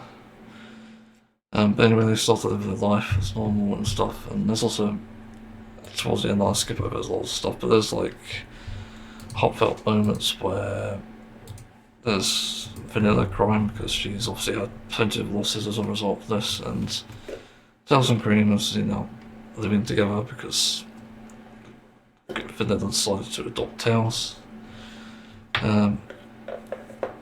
So yeah, they basically hug her and sort of have that common ground now, and we sort of comfort her as a result, and makes her happy that she has obviously two amazing children now. And they fall asleep, and then suddenly Tails wakes up and gets really sad when he realises he woke up during the sunset, which is when this invasion took place, and obviously this loss started to happen. I forgot to say, it's like confirmed that Dash got killed along with his mother. They pretty much knew that anyway because Sonic has been running around there, obviously, and trying to save everyone he could. And yeah, it's just like extremely sad. So Tails mourns that loss as well as his mother. He's lost way too much at this point. He can't cope, but Vanilla wakes up and she says that they have a lot in common. Is that what I said? See. Did I? God, again, I'm terrible at writing this sort of shit. This is. That was the ending. Yeah, here it is. I literally said, like, this is again like one of those things where it feels real because this can happen and this does happen. But Vanilla says, we both lost a lot, it's okay to cry, and then see Vanilla sort of embraces Tails as he cries a lot. Yeah, it's extremely sad, but there's also comfort in that too. Vanilla's sort of smiling as well, realising that this is probably helping him a lot. It's probably helping his pain. Yeah, I'm starting to feel that, Jesus. Hyperempathy. Fuck me. Yeah. So they start to have some, it's like slice of life included here as well as like a pacebreaker. Because you really fucking need that after that sort of thing. Jesus Christ.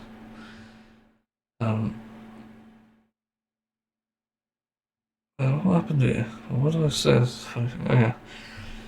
There's also like a confrontation after the video because this is like a few months after the fact. Well, a few months or over a year, I think. So it's sort of Taylor still explaining the story. Um, and yeah, it's interesting to keep saying. But they basically talk about Dash, and they're sort of saying that they're proud of Tails because, I mean, Cream and Amy is behind the camera saying they're proud of Tails in front now because they stopped recording. And then they sort of talk about Dash, and apparently there's this conversation. Let's see. Tails asks, sort of embarrassment and blushing, but also sad. Would Dash want me to move on? Because they technically were in a relationship before that, or boyfriend. And so the girls look at him awkwardly. They're kind of like, well, it's complicated. Dream says he did love you, and wait, surprising, you didn't increase, yeah. And she added something else and said, I guess a lot of us love you too, which is foreshadowing. It's no surprise. And tells us, no, Amy asks, what do you mean? So tapping her foot.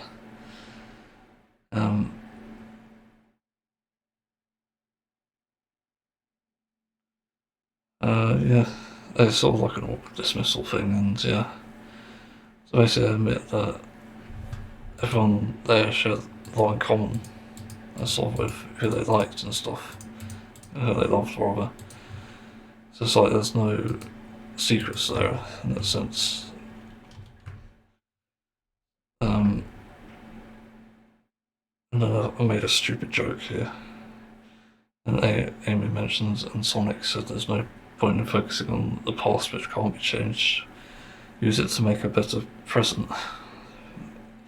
And Tails says, like a gift. And they all laughed. And that's not the end bit, it's just the actual ending is here. Sort of like a zooming out shot, it's sort of right as if it's directed.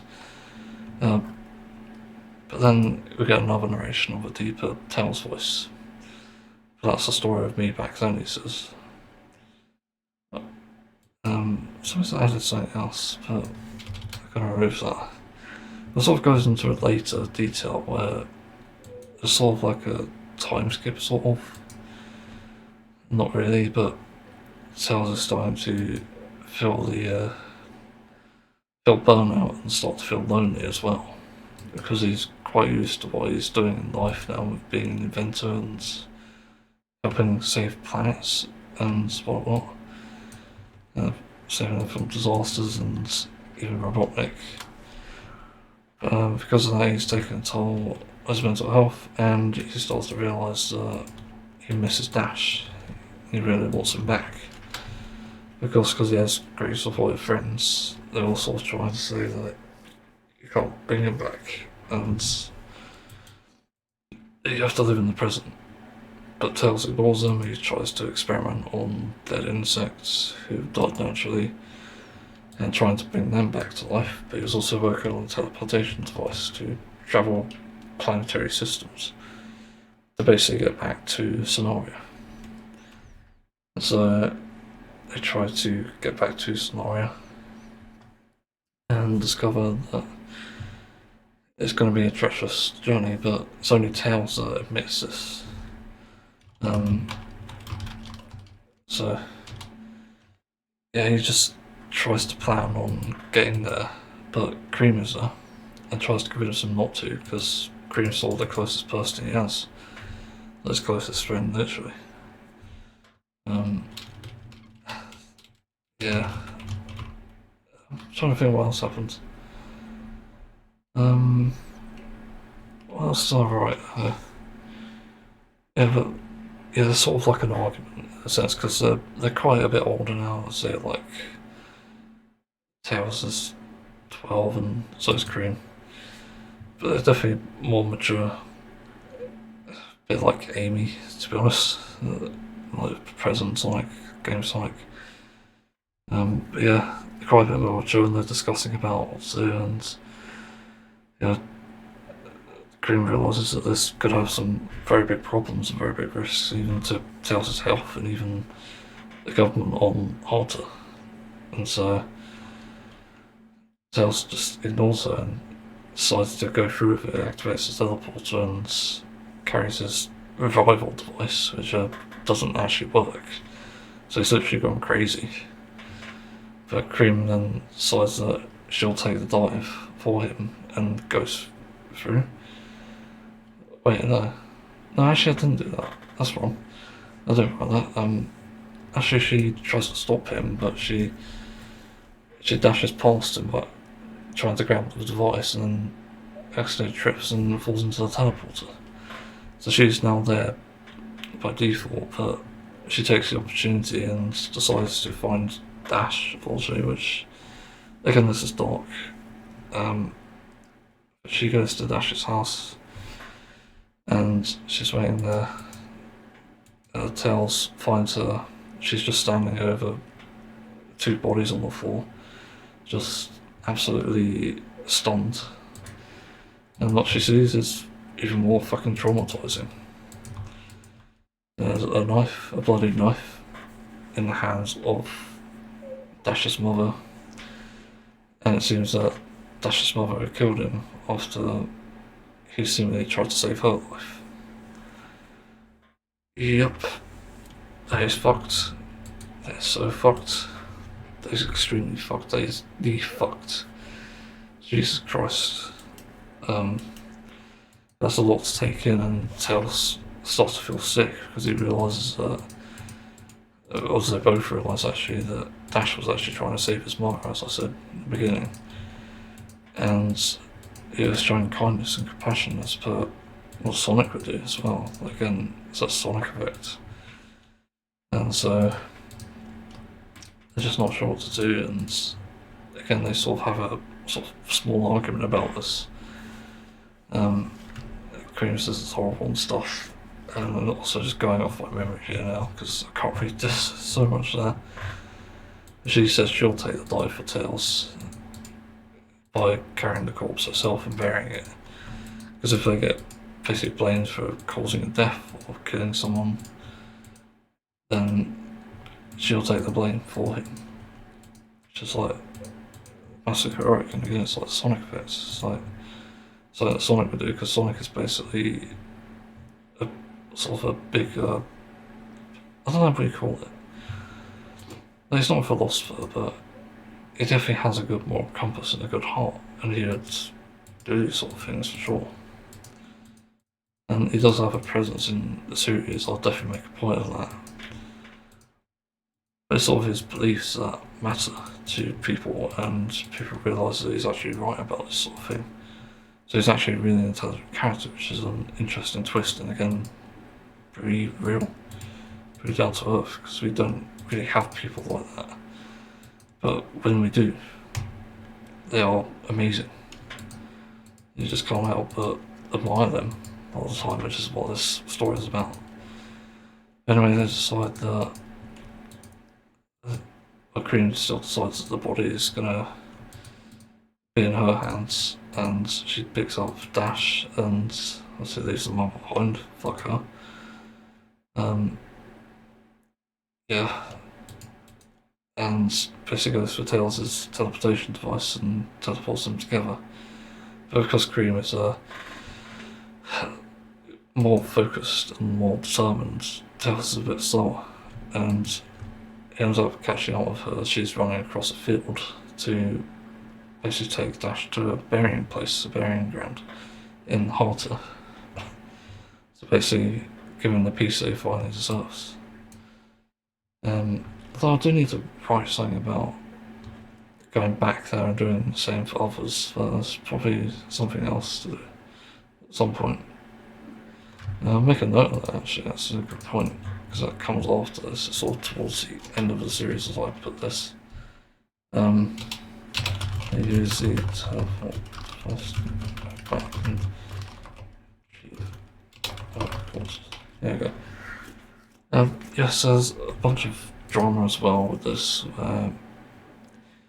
Obviously, we have the corpse being carried, and Tails catches up to Cream and basically holds her by the stomach, like hugs her, and tries to convince her not to do this. And then they sort of realise that they both want to see this done in the end because they're both obviously friends with Dash. They both knew Dash and wanted the best for him. So yeah, they don't really have an argument, but they have an agreement rather. So it's decided that actually they're doing the right thing by wanting to bury him, and so in the end they decide that they should just do it together, even if they do get in trouble. Which they shouldn't anyway, because they're doing the right thing. So, with that said, I've been talking for 37 minutes. Jesus, I'm terrible at talking. Yeah, I'll try to speed up. But they go to the hill where Tails obviously likes to study and stuff, and sort of bury things is also a very sentimental thing here. Obviously, it's implied that by burying Dash here, Tails and Dash get to be together, and also share thoughts and stuff, and Tails can obviously talk to him as well, or try to. Again, that sort of spiritual, sentimental way.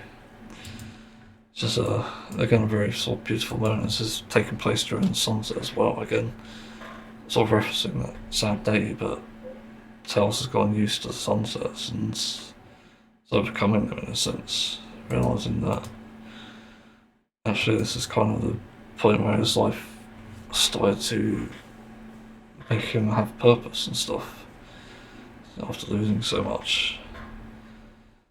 So obviously that day also brought some benefits. He found a new home quite shortly after. He made some great friends and stuff, and had family obviously with Vanilla. Yeah, what was after that? Yeah, so Cream's already sort of raced ahead and buried him, and Tails sort of accepted fate there. So, that happens. And what happens? Anyway, basically Tails is watching Cream bury Dash because Cream knew it would be too difficult for him, I think. Because they were actually in love, Dash and Tails. So, yeah, after he's buried, they sort of sit down and Cream throws a spade down, which is sort of an interesting point. It's like down this hill, because he's being buried on a hill. Yeah, just sit down together and talk, and eventually start to realise that they have feelings for each other. Tails is again sort of admiring Cream here, but Cream is very sympathetic for Tails and it's very protective of him as well. So they sort of work together in tandem together like that. But they look out for each other in the end, and they realise that again, sort of something from the past as well. It's kind of what Dash wants. So they do the right thing there, and they decide to get together as a boyfriend and girlfriend for the sake of Dash and each other. It's all like a very mutual relationship there, I guess. And then they share a kiss, obviously, as is standard. It's sort of interrupted by a rustling in the bushes, a bit cliche, I know, but trust me. Sort of Cream immediately knows what it is because she knows his behaviour from knowing Amy for so many years. But it's Amy, of course, running downhill and trying to run away, but sort of laughing. And Tails is laughing as well because it is such an Amy thing to do. Like, it's just a fucking cliche. But it's such an Amy thing to do to sort of eavesdrop and stuff. But there is a sort of darker aspect to that as well, where Cream is actually worrying about the consequences, and Tails just feels like he's satisfied with life now. You know, Dash got a proper burial and he is in a relationship with Cream. something you didn't expect, but no doubt appreciates. But Cream is more worried about the consequences and protecting Tails, obviously. So there's an interesting dynamic, but she confronts Amy, and Amy's basically confirming that she won't tell anyone about the corpse. Or Dash, even. Because obviously she knows Dash, and everyone's relieved about her. And yeah, sort of a pretty happy ending there. And she's grateful that she knew the two from the start. Yeah. And doing the right thing in the end. This is extremely tragic but beautiful story as well. And that's pretty much all I've got so far. Like, Jesus Christ. Again, that's like really sad and depressing, but also there's wholesome moments there. And you know, this is kind of what I think an adult version of Sonic would be like. It'd have these darker moments, but with elements of surprise and certainly humour and slice of life, for sure. I think that could be to its benefit, really. Yeah, I sort of take inspiration from anime as well, with that aspect, because there are plenty of animes where there's like trauma and stuff. You know, there's even some like Western shows that actually have pretty traumatic pasts and stuff. I remember Studio Ghibli actually is sort of another sad story. I remember watching Grave of the Fireflies years ago, and God, that made me so fucking sad. Like, Jesus Christ. I don't know how anyone can watch that and smile at the end, because it's like, Jesus Christ. I think you can smile in the fact that, okay, there's closure here, there's relief in the end, I guess. Not exactly relief, but it's sad, but it's closure. And also it's just such a tragic story. It's just that good. It makes you sad. It makes you smile. That's weird. But I sort of take inspiration from things like that too. And also like real life events as we're seeing unfold as well, unfortunately. And it's not really inspirational, it's more like anger, but the other point with this is this series, and which is why I was going to make it kid friendly to begin with, although it's more for adults as well, is I wanted to provide answers and closure for various topics, like again bullying, as you can see there, like getting stronger and even finding people you can rely on and people who you admire as well. And I think that's an important point, and it's just the nature of these characters as well, sort of being not necessarily explorative, but innovative maybe, but being like again morally righteous. That's trying to be morally right about things and using their heart to guide them. I think that's really important in this day and age, especially with so much corruption. And that's basically the entire message of what this show would be, in my ideal world anyway. Yeah, so that's another thing. Before we get into it, I only got 4 hours of sleep last night, so I better stop talking because my throat will kill me eventually. Yeah, thanks for listening to the fanfic, but story really. It takes place in the Sonic world. I think it has potential for sure, because it's a bit darker and obviously takes place with other characters besides Sonic. That's just kind of the point. I think it's quite important to me, and with the messages that are going to be conveyed and that sort of thing, I think that's equally as important. So anyway, I better move on, do other things. So it's the morning now, and I still feel really depressed about the alternative universe I wrote for the Sonic series. So I'm trying to make one. So I'm probably going to reverse a lot of the things I made in that. I don't know how the fuck I even came about the idea. That's confusing me. As I had a somewhat good day, but then again, I did witness some arguments actually earlier in the day. Yeah, I also saw fireworks. Some idiots are still setting them off. It's 22nd of November. 21st even. What a fucking joke. Yeah, I think I'm gonna rewrite the series. We're gonna start with the first episode, and yeah, it won't have the same outcome of the invasion. They got me thinking as well, because it could be like an alternative timeline sort of thing, where, you know, sort of like a Telltale game in a sense, where your choices matter.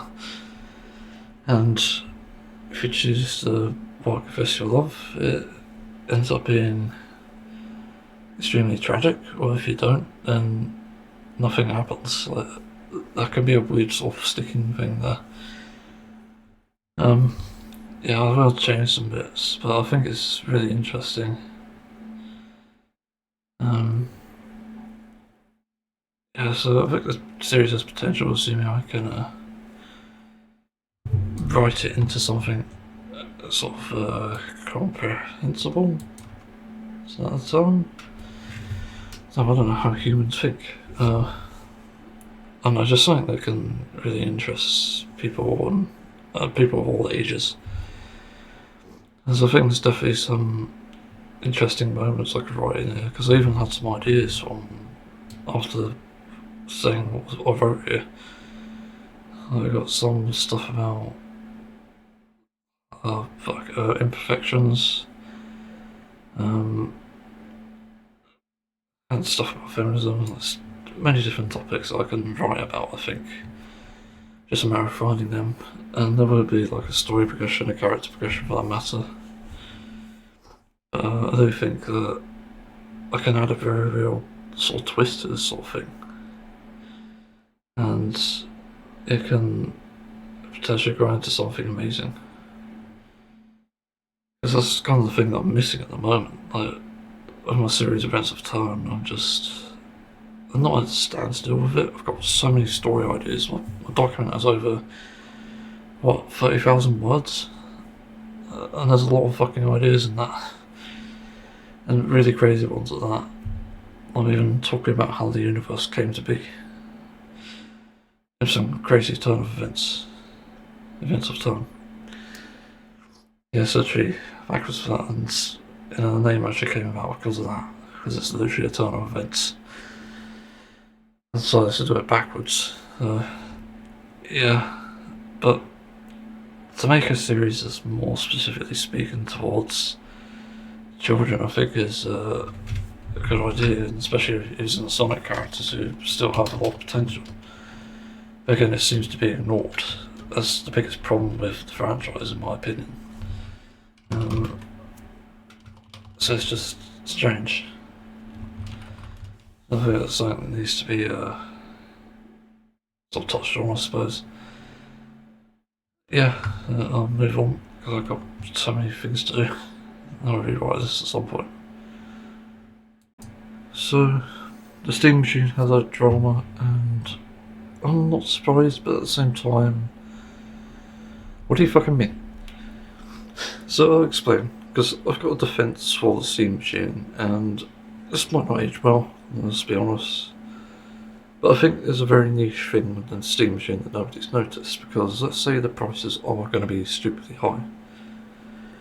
Well, the problem is, it is a mini PC, and obviously, as we've seen from the prototypes and the various channels, they've essentially held it in their hand. It's literally the size of for lack of a comparison, a makeup box, which I have in front of me because I don't have makeup, but I store things away in it.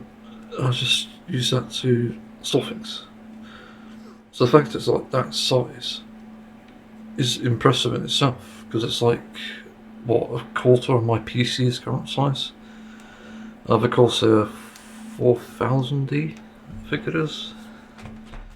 Yeah, it has to be one of the Ds, I think. 4000 range in thousands. But yeah, it's a fairly sized PC, and honestly it takes up way too much space.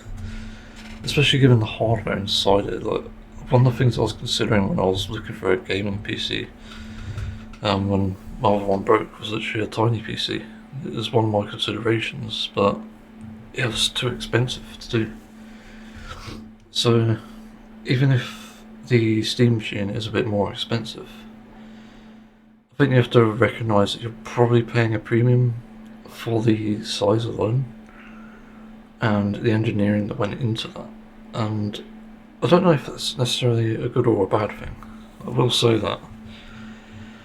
But still, I think because of how niche it is, it definitely matters. But the other thing we have to look at as well when talking about price is disposable income. And when you compare this to consoles, obviously, consoles end up more cheaper anyway, based on speculation of the Steam machine's price. And at the moment, I think we're seeing like what 800 to, actually, that's in dollars, but I'm guessing that's like 600 to 800 range in pounds, which is still quite a lot. Like that's 3 times less my PC price from a few years ago.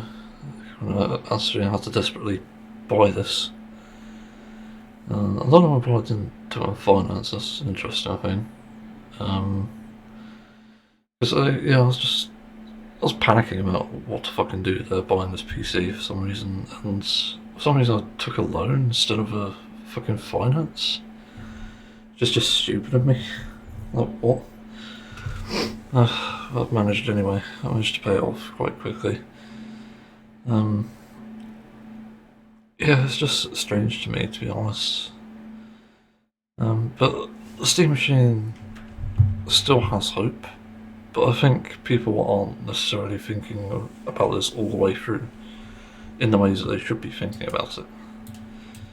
Because again, I like to bring up this example that it is literally a mini PC, and it is a niche product itself. That means you can take it with you if you wanted to. You know, stuff that thing in a backpack, assuming it's not that heavy. It probably might be, actually, I'm not sure. But maybe you carry it in a bag, and you know, you've got that with you everywhere. You can bring a HDMI cable, obviously, you've got the power cable, you've got the peripherals, and then you're good to go. You know, it's basically a laptop, but with a PC.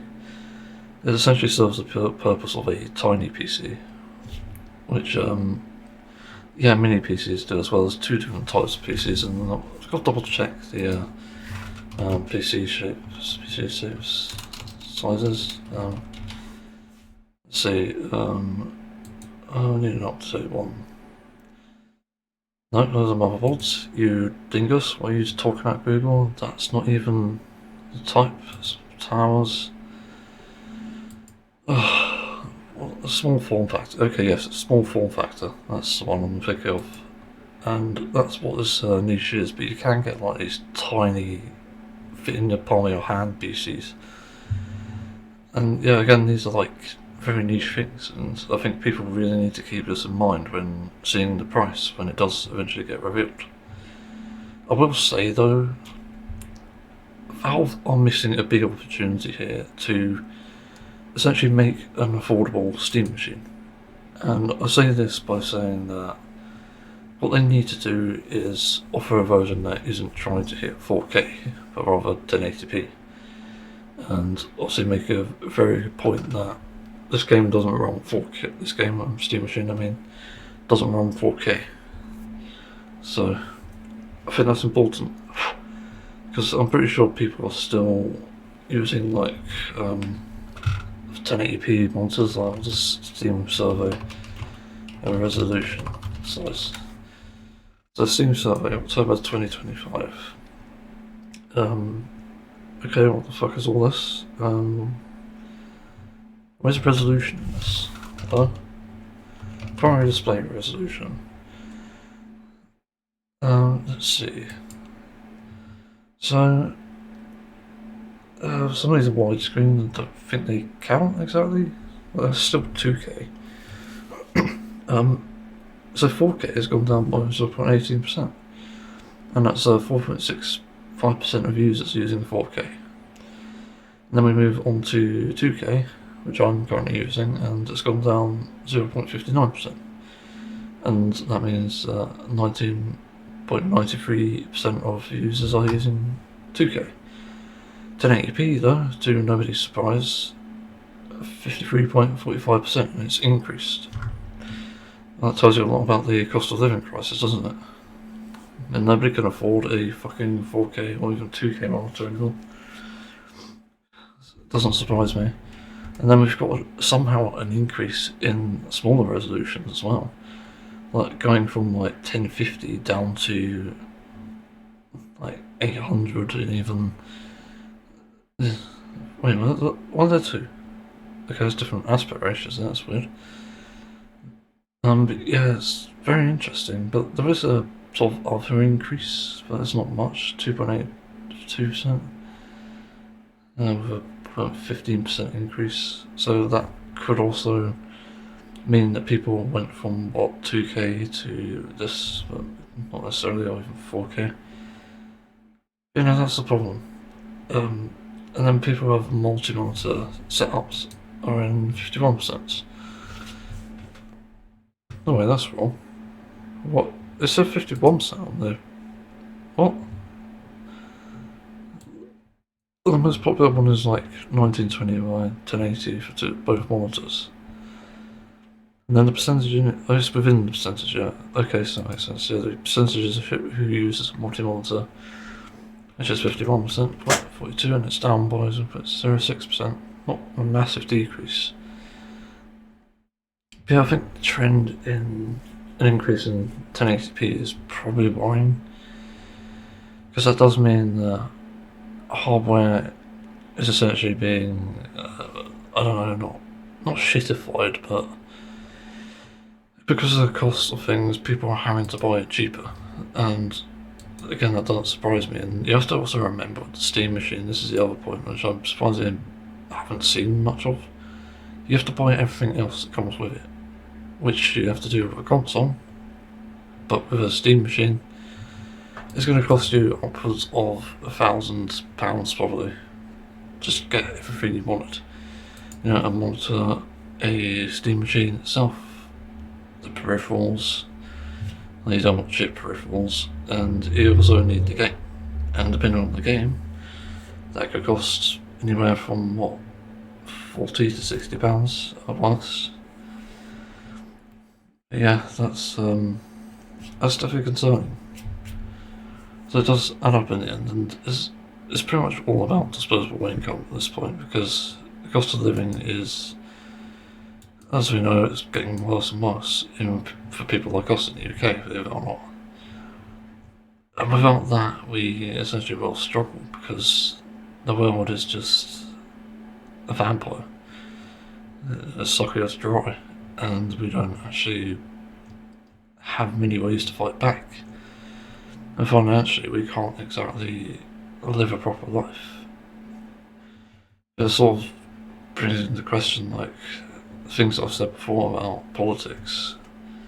I think if people are mad enough about the world and want to see it just be better, I think they need to do things that are worse to make it better. And this comes in the form of like riots, revolt, whatever. Like, there are many different ways to do it. You know, look at Nepal, they overthrew the government. And there are plenty of protests happening in other countries too, and people trying to overthrow their governments. I think that's possible in a Western society, as long as we don't get idiots reading and stuff. Because I think the worst thing that can happen is you have some, TikToker, just gone now or something, and then immediately see something from the far right. It's like, yeah, I believe this man now. He's on the far right and must mean he's right on something. Something fucking stupid like that. Jesus Christ. That is literally the world we're in there. That's concerning. It's definitely not good. I really think that we need to consider again what comes with this one, Steam machine. pricing is like and stuff. And also like the controller, let's not forget there's a controller as well. But yeah, they can literally fuck us up quite poorly, and that's gonna suck, I think. Because I think if you fuck us up too badly, people will just immediately be turned off. There'll be a big controversy. There'll be people who just get fed up, and also people who just steal. Because, let's be honest, in a competitive pricing market, if people are just going to stop being able to afford things, even basic luxuries like an entertainment system, a TV, like what else, I don't know, I can't think, but there's probably plenty of other things. It's going to fucking have so many problems, and people are going to resort to stealing. But why is that? Because they can't afford anything. Like, good job you incentivise stealing, and you know, as it's sort of been said before, I think, whenever a country sees exposing criminals as a criminal, that probably means the country is run by criminals. And to explain what that means, because some people might not understand it, there's a bunch of stupidity in government at the moment where they actually completely think that I just got distracted by a weird fucking drama. I'm gonna watch it later. They just focus in on people who expose criminals, and you see this in the UK as well. Like, protesters are being arrested for essentially protesting the genocide in Palestine, even though they're not doing anything wrong. They have a right to protest, and yet that's being ignored in favour of essentially authoritarianism. And it's basically a form of authoritarianism, even though the government isn't strictly authoritarian. So that's where you realise that the country is run by criminals. They're not actually trying to change an outcome. They're just trying to oppress you and suppress you, for that matter. And that's when it's a big problem. So yeah, it does sort of turn into politics when we look at the pricing for Steam machines, because the pricing is fucking related to politics. Like, you can't avoid these two, you can't separate them, as they essentially go hand in hand. And it's a bit like when we were actually paid a decent wage, about 10, 20 years ago. I'll say we, but I actually haven't worked ever. I know other people I've worked and know people close to that sort of thing, so I do have an understanding. People, I think, used to get paid better, and because they're not paid any better now with the increasing price, people are just going to struggle, and that will just continually happen. But then we'll see an increase in crime, which is what late stage capitalism does. Sorry about that. It's definitely worrying, because I was considering a Steam machine, maybe as an alternative to my laptop, but because of the way it is, and also the fact it very much seems to be that it's priced too highly, I think I'd rather just buy a Nintendo Switch 2. I'm just going to be honest. I'm not going to, because I don't like Nintendo, but the point is, there are things I'd rather be doing instead of buying a Steam machine at that point. So yeah, I understand where people are coming from, even with the niche in mind. Everything is way too expensive. Like, people just want affordable hardware, and yet Valve are here making, although this should have been flagged by me, so my mistake, but they should have been making a Steam machine for the average user, as per the survey. Why the fuck are we going for 4K? Seriously, what gives? Because I think the purpose that people want a Steam machine anyway is not necessarily just 4K gaming. It's also to do software stuff. It's also to play older games. And that's what I come and see with like mini PCs and stuff. When people review them, they typically try to play emulator games, and typically always, pretty much always, these are, is a simulator? No. What was it? Emulating games. Yeah, I think that's what I'm saying, but it's like older games, so that's what I mean. So, that's why that's the thing. Somehow the tiny PC market is even somewhat affordable, despite how they appear and how they lack in hardware. So it just goes to show that Valve really need to offer an alternative if they're going to price it above a console. Because I think you need to price it like a console, but explain that this isn't 1080, this isn't 4K gaming, but it's affordable and you can run most software on it. But yeah, like whilst it may seem like a cheap Dell PC in that sense, or even, I don't know if anyone's still around really. It's still better than some other things because it's got Linux on it, which is a big selling point I think, to be honest, because that's a gamer's dream essentially. Basically Linux run by a company who seems to know what they're doing with it. I could be wrong on that. But yeah, it's not sure where I'm started. That's end of the topic. Another day, another AI hellscape. So, I was watching cat videos for the first time in a long time, and this was essentially something that just came on. It wasn't something I was looking for specifically, but yeah, cat videos can't go wrong. At least you think you can go wrong.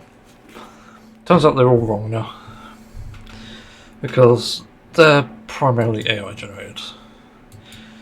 Yeah, the channel specifically is called like CAD something. That's CAD, which is already suspicious. Like, what is that fucking name?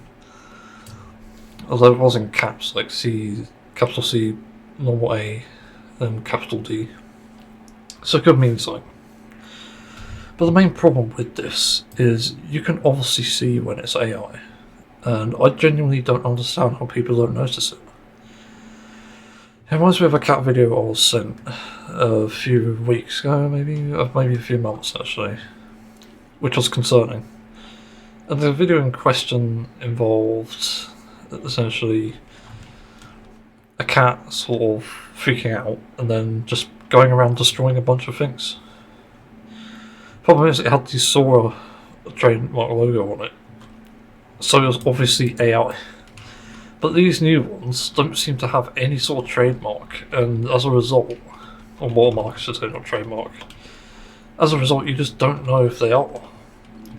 But it's obvious from the way that they sort of artifact and stuff. There's many different tells of what, how, why. This is AI, and one of the big tells is artifacting as well as the realisticness of it. And believe it or not, realism is something that AI still can't mimic, believe it or not.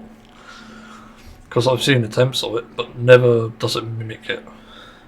And with the animals, it's so obvious too. Because we know that bear jumping trampoline thing, which happened a while ago. That was obviously AI, and you can tell that just by how unrealistic it is.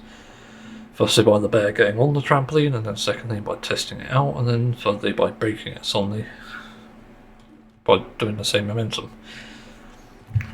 So there's some quite obvious problems with this, in my opinion. And I don't think I'm crazy in saying that AI is essentially ruining the internet, because it literally is. You know, there's no place for AI in this world, literally. I very hardly see a purpose in this, in all honesty, because it's just causing too many problems.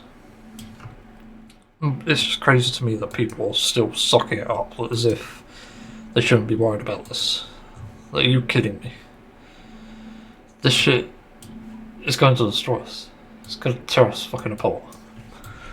And now, cat videos, which used to be the absolute safe haven of YouTube and stuff, well, for the most part anyway, except the abusive pet owners and stuff, which surprisingly are quite a few of, actually, if you really look into the studies and everything around like diet and whatever.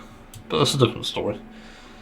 But there's like so many issues around just the AI aspect of it, and to me it's just completely baffling the fact that this is even a problem. I seriously and genuinely do not understand it. It just makes no sense to me. Like, how? How is this even allowed, by the way? That's the thing that gets me about this as well. Because on YouTube, you have to say if your content is altered, I think. And if you don't, I think it involves account terminations and stuff, if I'm not mistaken.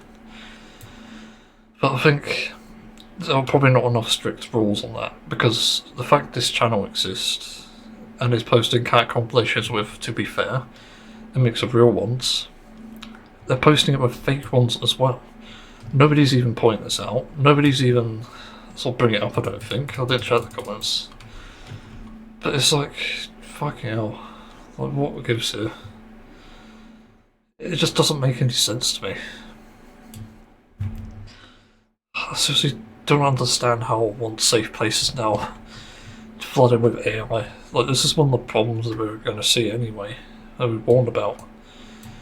That fucking, what, a year ago, 2 years ago? Probably longer. But it was even predicted by Stephen Hawking, believe it or not, with the existence of full AI. And the full AI, is incomplete, is when it's basically just a broken system of complete AI garbage, and you have no way out of it. And it means that the AI is just so complex that you can't beat it. It's the biggest threat to humanity there is, and he's right. Because this is already happening, and what people don't realise, as I have to keep mentioning now, all AI is bad AI. Not just Copilot, not just image generation, it's ChatGPT as well. There's all those in between. Everything. Anything you touch that is AI is remotely bad. It's even bad enough to the point where I was looking at one of the posters I got, not even a year ago, I don't think. And, I was double checking to see if it was AI and stuff. I was checking as closely as I could. Said it was from the Adobe stock site, because they licensed that in this site. And I looked at it closer like a few weeks ago and realised, wait a minute, that doesn't seem right. There's curves on these buildings' roofs, there's boats that are just glitching in the distance. Like, none of this makes sense. So I don't know what's going on there. It just doesn't make any sense. Again, I can't make sense of this shit. I'm going to be constantly saying that, I think. Because that's just what's going on there. It turns out that it is AI.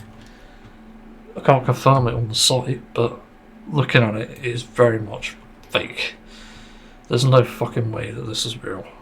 Because it just doesn't make sense. But it's a picture of Santorini, Greece, for anyone wondering. And it's got boats in the back. It's a nice portrait picture, but again, it's fake. Perspective is right. That can be said about it. But then you look at it closer and you see a bunch of these artifacts. Again, the roofs, the boats in the background, even the fence, and even like the minute details, like the shadows on these buildings and stuff. Like, it's just really bad. It's surprising. So I'm considering tearing down that poster because this shit just gets on my nerves. I do not want an AI poster, and to be honest, I could do without it, especially in this day and age, where it's actually taking everything over and even fucking fooling people like me. Like, I'm observant of this shit, by the way, and that even fooled me. So at some point it just mimics life too much, and then suddenly we have this problem where it mimics it so much that it's dangerous. We see that with ChatGPT. Again, this is what I say, it's bad. It's not because I have an entire agenda against AI. It's because all of it is bad for us. It's all similar to the TikTok zombieisms that we saw like a few years ago, which everyone was complaining about to an extent. And to be honest, I don't understand how people manage to do that, because the only time I ever sort of zombified in that sense was on YouTube Shorts, but then I stopped that. I began to get annoyed with it because the shorts were just showing me shit that I didn't want to see. So that helps in that sense, but it sort of means that you need to have restrictions and companies need to be held accountable. Similarly, they need to be held accountable for misleading AI-generated content, because the moment we start seeing, as we are already actually, real-life consequences using generative AI to forge something needs to be fucking done. And companies 100% need to be accountable for hosting it, for allowing it, for not moderating it. Yes, it increases the load. Yes, it costs money. But is it really worth sacrificing lives just to keep AI? Like, what the fuck? It's just so bad. There's no excuse at this point. I just don't understand it. Anyway, I think I better move on. So I'm tired. I need to eat my food and get some stuff done and go to sleep. Yeah. I've got my noodles in front of me, but I'm not hungry. To be honest, AI shit fucking burnt me out. I'm trying to enjoy a cat video, and yeah, that's in the way a cat compilation video, rather. That shit's just there. Like, thanks, internet. Done me wrong again. Great. Anyway. So, crazy fact about life in general, and it's something that I'm sort of guilty of too, to an extent. At least where I've noticed it anyway, in the past. People will only believe misinformation if it's convenient for them. I think this is true, although it's more or less, it's less says only, but will, although there's like a chance that it could happen, and it's a pretty high chance, to be honest. Because I think the more easily corruptible people are with information that they see, the more easy it is to convince them of anything, essentially, which is just pure evil, because, you know, this can mean that the worst types of people in the world, the worst types of policies and corporations, they can get away with whatever they want, as long as it's information that's convenient for, or misinformation, whatever, even disinformation. This is all tied together in whatever the topic is. And say that there's a case for, it's very common in anti-veganism, for example, where people favour misinformation over anything else. You see this with what people think a human is in terms of diet. You see this with animal ethics. You know, people say the misinformation that their local farm treats animals better, or their family treats animals better, when the reality is they leave out the details about what actually happens. And especially in a corporation's case, which by the way doesn't mean local, because people think that local is also corporate owned and stuff, doesn't actually mean that they're actually ethical. So there are some major problems there in terms of wording and information and even truth. And as a result, I think it can often get believed because people want to think that that's what's actually happening and that's convenient. Take, for example, free-range eggs. So I'm going to go into this. Free-range eggs are not actually free-range, rather they're battery cage 2.0, to put it short. And they're basically the better idea of battery cages, but still bad. Because what you see in free-range hens is that the regulations require only a certain amount of space for them to essentially roam in, and this is only like a few square feet. Hardly free-range. So there is blatant misinformation, and people might wonder, why is that even allowed? Because undercover sort of journalism, as we could call it, is essentially illegal. The problem is, because it's illegal, that probably means they're trying to hide something. And this can often mean that there is something actually being hidden, not just like, oh my god, there's something that they're hiding because we just don't understand. No, people understand it completely, and they see the issues. And where they start to get suspicious is because they cover these things up. They try to cover it up as a means of controlling the crowds and the narrative around what they believe. Because they want you to believe with a package label like free range or RSPCA assured or something like this, or welfare approved? I can almost guarantee you it's not. Because these regulations, when you really look into them, they do not prove that fact. In fact, it proves the very opposite in more cases than one. So as a result, you don't see any actual ethical products, even if they are ethical products. Because there no doubt are some, but they're not common. And corporate owned, you can often dismiss anyway because they are always going to be wrong. Just the fact that they're a corporation, they've profited off this greed, they're exploiting animals to begin with, which is another issue. But again, all the misinformation around basically what free range is all false. Because there is no such thing as free range when they're crammed into cages and essentially given the life that a battery hen is given. It is torturous. And they don't even necessarily survive, like some die from infection and stuff. Because the regulations, as well as selective breeding, involves them basically profiting off of their suffering. In this case with eggs, it's when they produce more. And when they produce more eggs, there's more risk of suffering. Because things are bound to go wrong. The eggs can get stuck and then slice their insides and then kill them.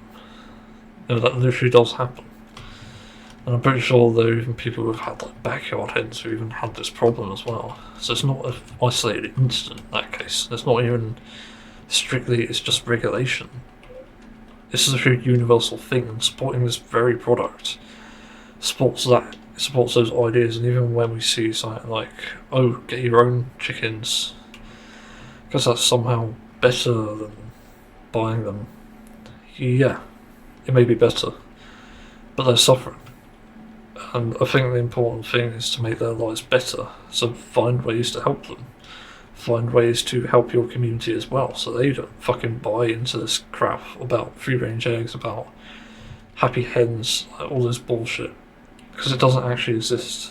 And this is exactly what I mean by convenient misinformation.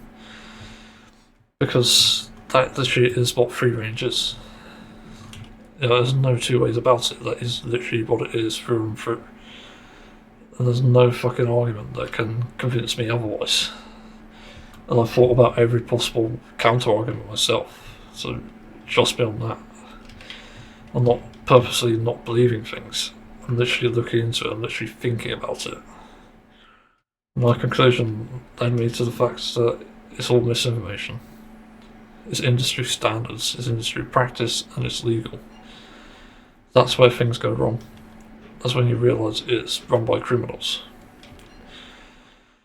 So once again, it's even in cases where people are just corrupt and evil inside. For example, a paedophile is seeking to abuse children, or someone who likes to abuse women, for example. They will seek every possible policy that would allow them to actively abuse and oppress these groups of people.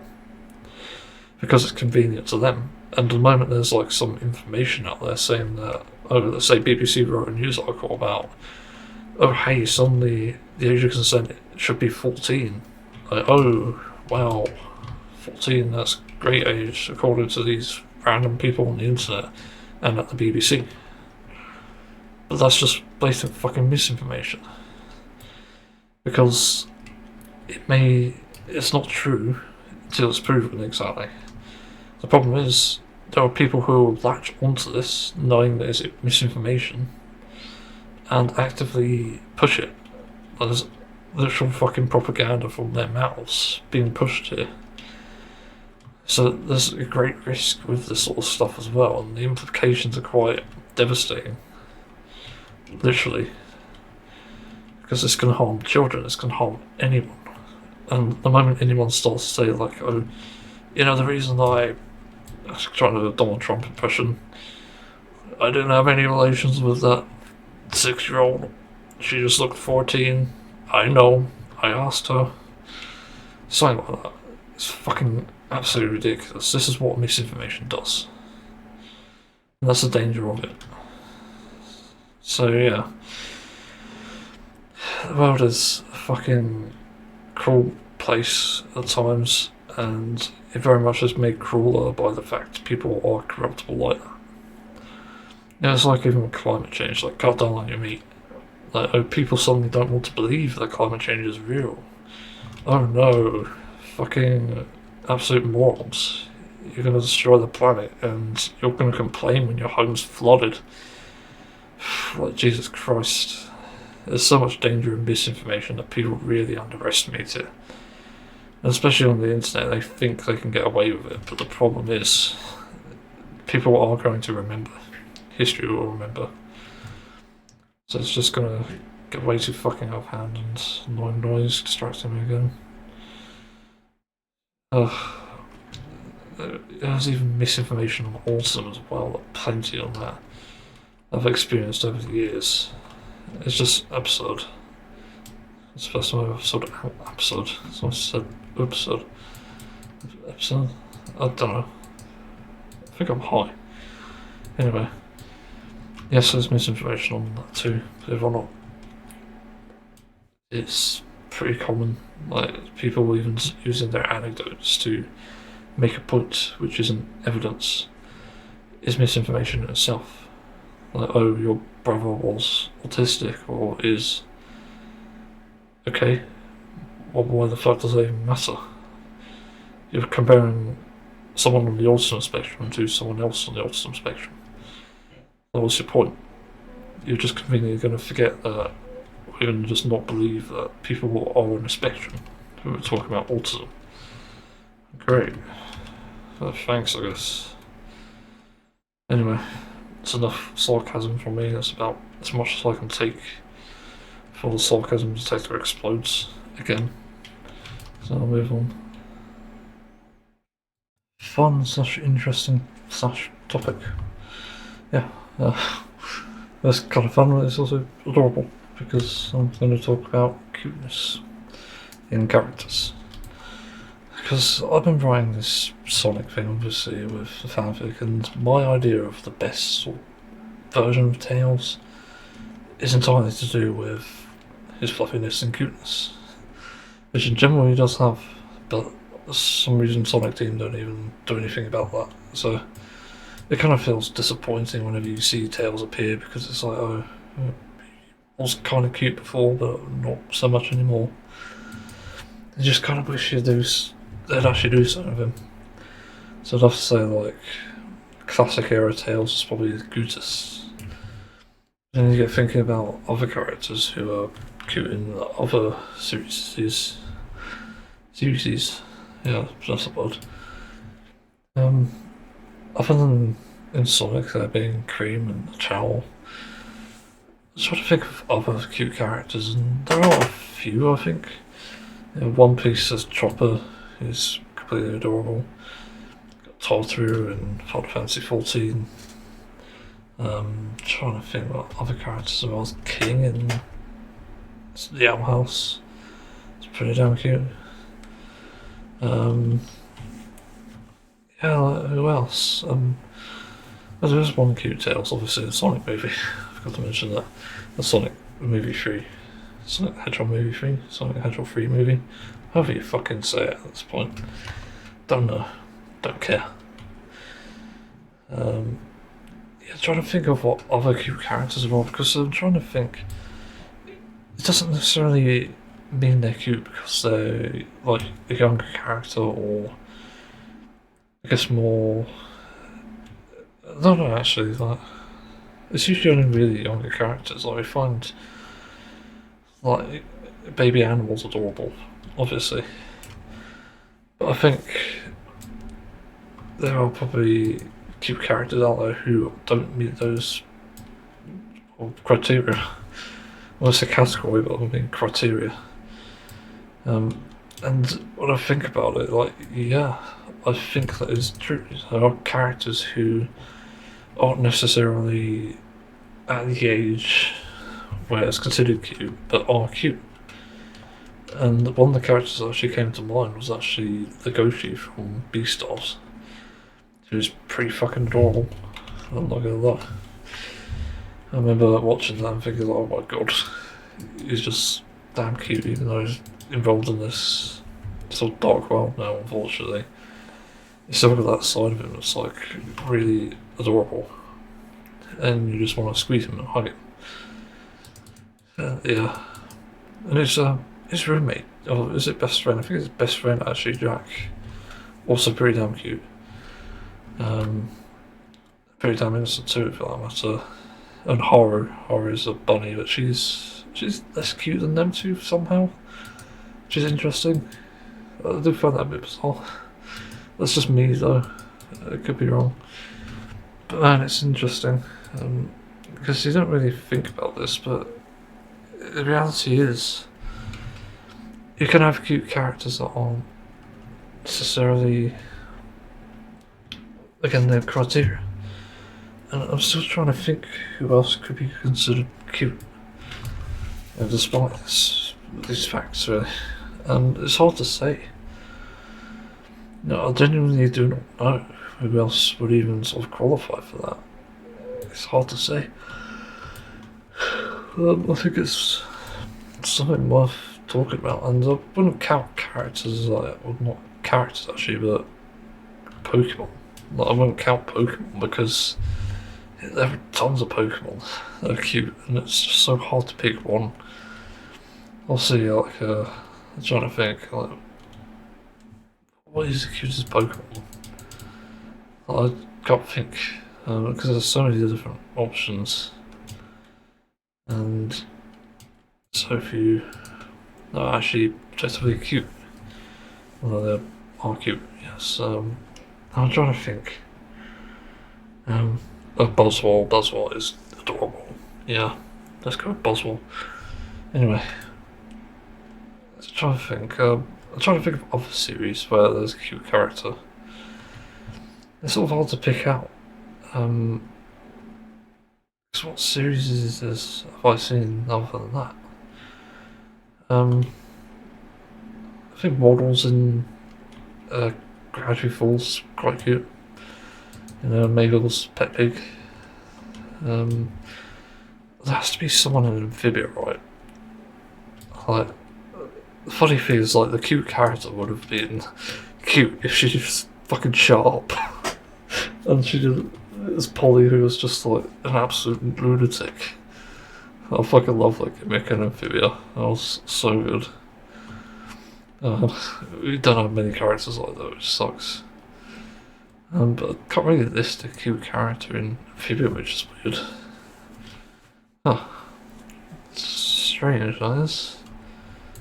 Yeah, I don't know, like, I'm just trying to think back to all the series and games of what sort of cute characters there have been.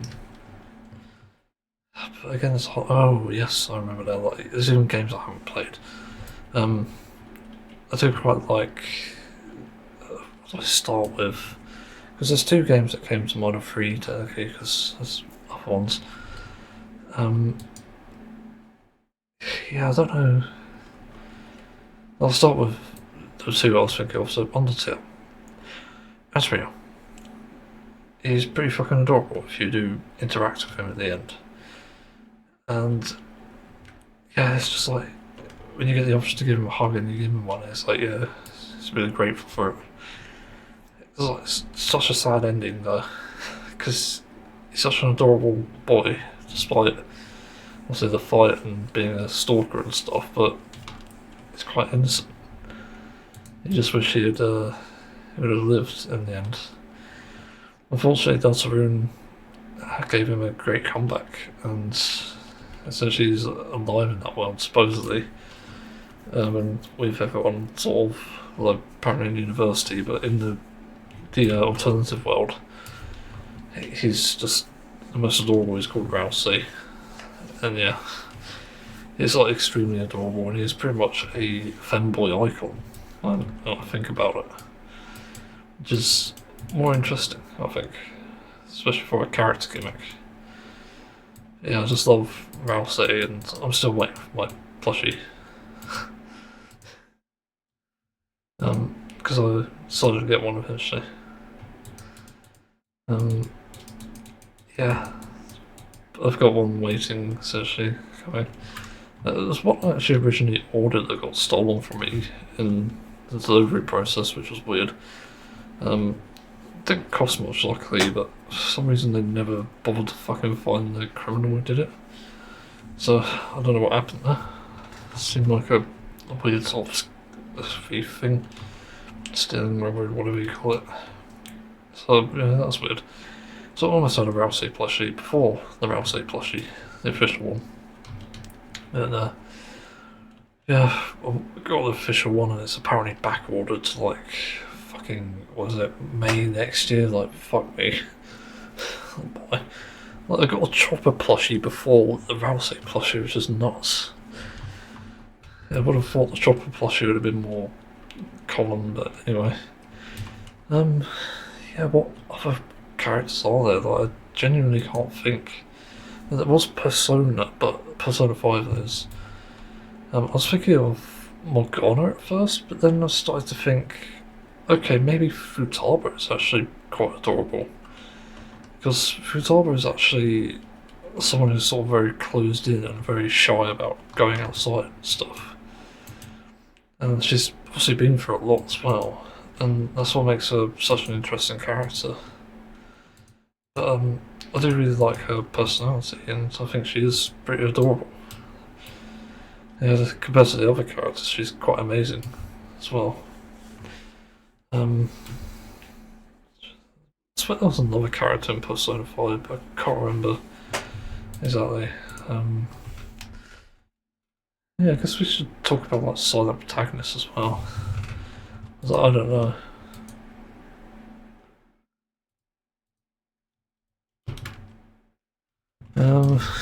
Yeah.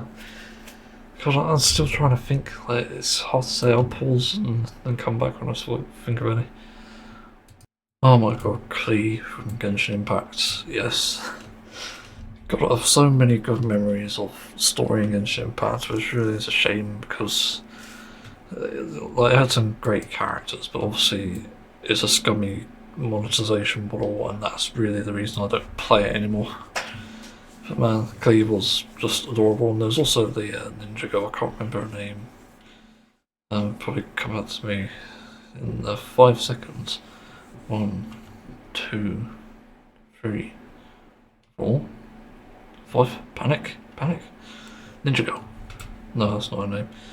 I can't remember. I think it was like a 4-letter name. Sayu? There we go. Sayu. She is quite adorable too. I'm trying to think, there's probably other ones as well. I know people probably have a thing for Layla and that, but I wasn't really a Layla fan. Badass character though is like Dia. She wasn't fucking.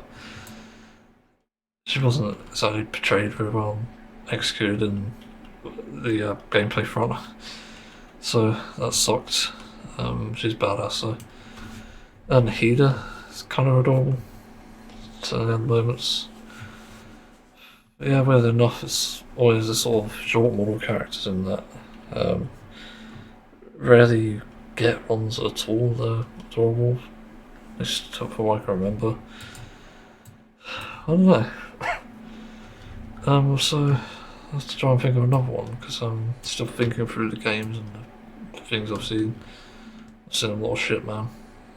You weren't there. Let's pause again. Tiny Tina in Borderlands 2. Oh, Borderlands series, well. But Borderlands 2, I think, obviously, where she was introduced and she remained. Honestly, I think she is kind of cute. And I'm not saying that because she's a younger character, but rather her personality. It's sort of a mix of cute and absolutely fucking insane. Which is why I like her so much. She's quite unique in that sense. Because even the introduction is just insane. She's literally strapped dynamite to a psycho who I think attacked her family, if I'm not mistaken. It was like a revenge thing. Like, it's dark.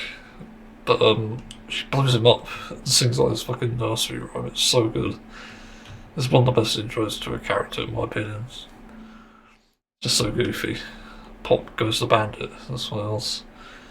They didn't really do her justice in Borderlands 3, I don't think. She sort of grew up, sort of remains the same for some reason. She's kind of cute, and Uh, yeah, don't know any other characters in Borderlands, to be honest. What to say? Um, none coming to mind. So yeah, suddenly going through the list and trying to think. Can't find any. Oh my god, yes. I just remembered another few. Danganronpa. There are actually a few cute characters, and I'll explain. Chihiro from the first game, who I think is actually a she/her because, in my opinion, lore-wise, it's actually posed that she identifies as female, and the reason that they misgender her is because of, well, the plot essentially. The bad guy in this, forgot the name, Monokuma, I think it was, and then the one obviously behind Monokuma. I think that's literally the entire point of that, and I think it's like a sort of next level play to an extent. But Chihiro was pretty damn adorable. She's always pretty closed in, sort of similar to Futaba in Persona 5. And also, strangely enough, like a coder and stuff. Like, there's so many fucking similarities, which surprises me. I'm genuinely surprised by that. Yeah. I'm trying to think of what characters there are. Because, yeah, Danganronpa is it. I forgot what it was, which is annoying. The other cute character would be from Danganronpa 2. Is it? Yeah, I'm pretty sure it is. But in Danganronpa 2, you meet a character called Chiaki. Well, I call Chiaki, but she has a full name. She's a gamer, and she's always glued to her games. So what makes her kind of adorable is she does get involved in things. It gets involved in the investigations and stuff, and is pretty much a main character. And she is an interesting character for that reason too. She's enjoyable to see because she's a gamer like us. Sort of one of the first few characters in that series I actually sort of fanboyed over. It's weird because I don't usually do that, but it's because she has so many other traits I like in people. So I definitely consider her adorable. And there's not really many characters like her, I don't think, if I'm not mistaken. Yeah, I need to think about anime too. Jesus, I don't think about that. Certainly animes I like characters like Mayuri and Steins Gate, a recent one. Ruka, I definitely love. I'm trying to think, there's definitely more than that, not just Steins Gate, but I'm trying to think if there's one in Freerun. Freerun, I can really only think of I forgot the girl's name, the one that Freerun takes under her wing to learn to be a mage or something. Yeah, there's a few. That's all I can say really at that point. I don't know. I have to think back to the animes I've watched. Oh yes, Studio Ghibli. Like this one's pretty easy too. Where do I start? From the first one, like the Pewter, Castle in the Sky. I think it's definitely that one. Be another one. I think it's a good one. I think there's cute characters for sure, but there's definitely a part of me that's like, I don't remember enough of it to really say that for certain. As weird as that sounds, it's hard to say. See, I can't think on that. And let me just look at Studio Ghibli movies. Let's see what comes up. IMDb, all 22. Okay. Are these in order or are these just rating? Sort by list order. Release date. Wait, it's saying older than the Pewter? I've never heard of this. Nausea of the Valley of the Wind. If it's dubbed, I can go to club. In the shit, something like that. Yeah, that's interesting. I didn't know that existed. Grave of the Fireflies. Yeah, the sister is adorable. My Neighbor Totoro. Surprising, I didn't like this movie. It's weird because people have nostalgia for My Neighbor Totoro, and to me, it was just insufferable in most parts. I like the fancy aspects, but it's just so boring. Like, it had no sense of wonder. It was genuinely bad. I think Totoro's cute. I think the other creatures are cute. The cat boss as well. I love that. But it's just so boring, and I didn't even find the children that entertaining either. It's like, oh, okay, I wasted my life. Literally, comic book guy, 2020. Trying to think. It's other things. I'm just trying to multitask. I found out that in Final Fantasy 14 I'm not collected every item I could. So I'm far behind, which is excellent. Great, very useful. Mr. HP. That's the next one. Kiki's Delivery Service. To be honest, the cat was quite adorable in that, and I do like Kiki as well. So that's good. Only yesterday I didn't watch that all because it was a drama. I didn't really like it, I don't think. Yeah, reminiscing about childhood, so no. Porco Rosso. Okay, I like the movie. It's good, in my opinion, but I don't think there's any cute characters in that, to be honest. Even Porco himself. It's, yeah, just not adorable to me, in my opinion. Ocean Wave, I think I skipped because there's another drama. Pom Poker, I don't remember. Whisper of the Heart, I'd maybe skip that as well because it's like a drama. Yeah, this was a drama I was thinking of actually. Princess Mononoke, I think the Tribal Girl was kind of cute at times. Princess Mononoke herself, I think. I could be wrong. Don't remember much. My Name of Yamada's. Jesus, I've not seen some of these movies. Spirited Away. Ooh, that's a tough one. I can't think of it. Oh yeah, the big baby. Let's go with the baby. No, I'm just kidding. The baby was fucking scary. I don't know actually. I can't comment on Spirited Away. I don't think I remember a lot about it, but I don't remember a cute character because it's sort of that sort of dramatic fantasy sort of thing. The Cat Returns. I do think the main girl protagonist in that was cute. It's all that all. Housemaking Castle was terrible. Why has it got such a high rating? Jesus, they really compromised on that. I'm surprised it has a high rating. You know, I think if you judge it based on animation alone, you're just gonna fuck up the movie for everyone, literally. Yeah, that's strange. Jesus, what the hell? I actually shook it. Shook it with a good in the end. So I was doing this game. Let's see, the next movie is Tales from Earthsea. I don't remember this one. Maybe if I see screenshots because I forget about this. It's not very familiar. Oh wait, I do remember this. I remember the port scene because I was kind of surprised by the background art. I just don't remember the story, so I don't think there are any characters in that. Ponyo. I liked Ponyo. But I think, obviously, both the fish girl and boy is pretty adorable. Also, I think his relationship with his mom is just so fucking cute. Oh, Jesus Christ. There's a lot of that in the Tales series I'm writing. It's just something I really liked seeing. If you want to please me with fan service, that's probably how you do it. Just an adorable mother-son relationship. A Variety, I don't remember that.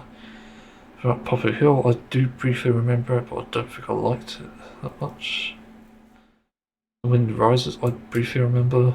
Don't remember much from that.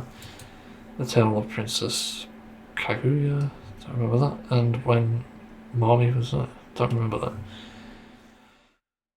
Jesus, yeah, that's a few. I don't remember some of these movies. There's also missing one. Isn't that the one, The Boy and the Heron?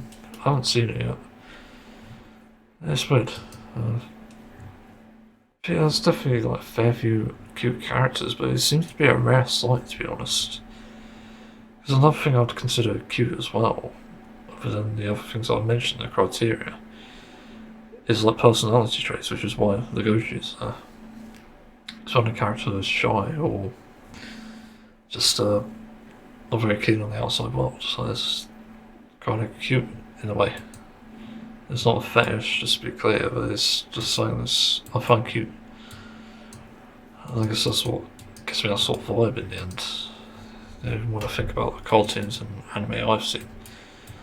Even like Ralph in The Simpsons, funny but cute.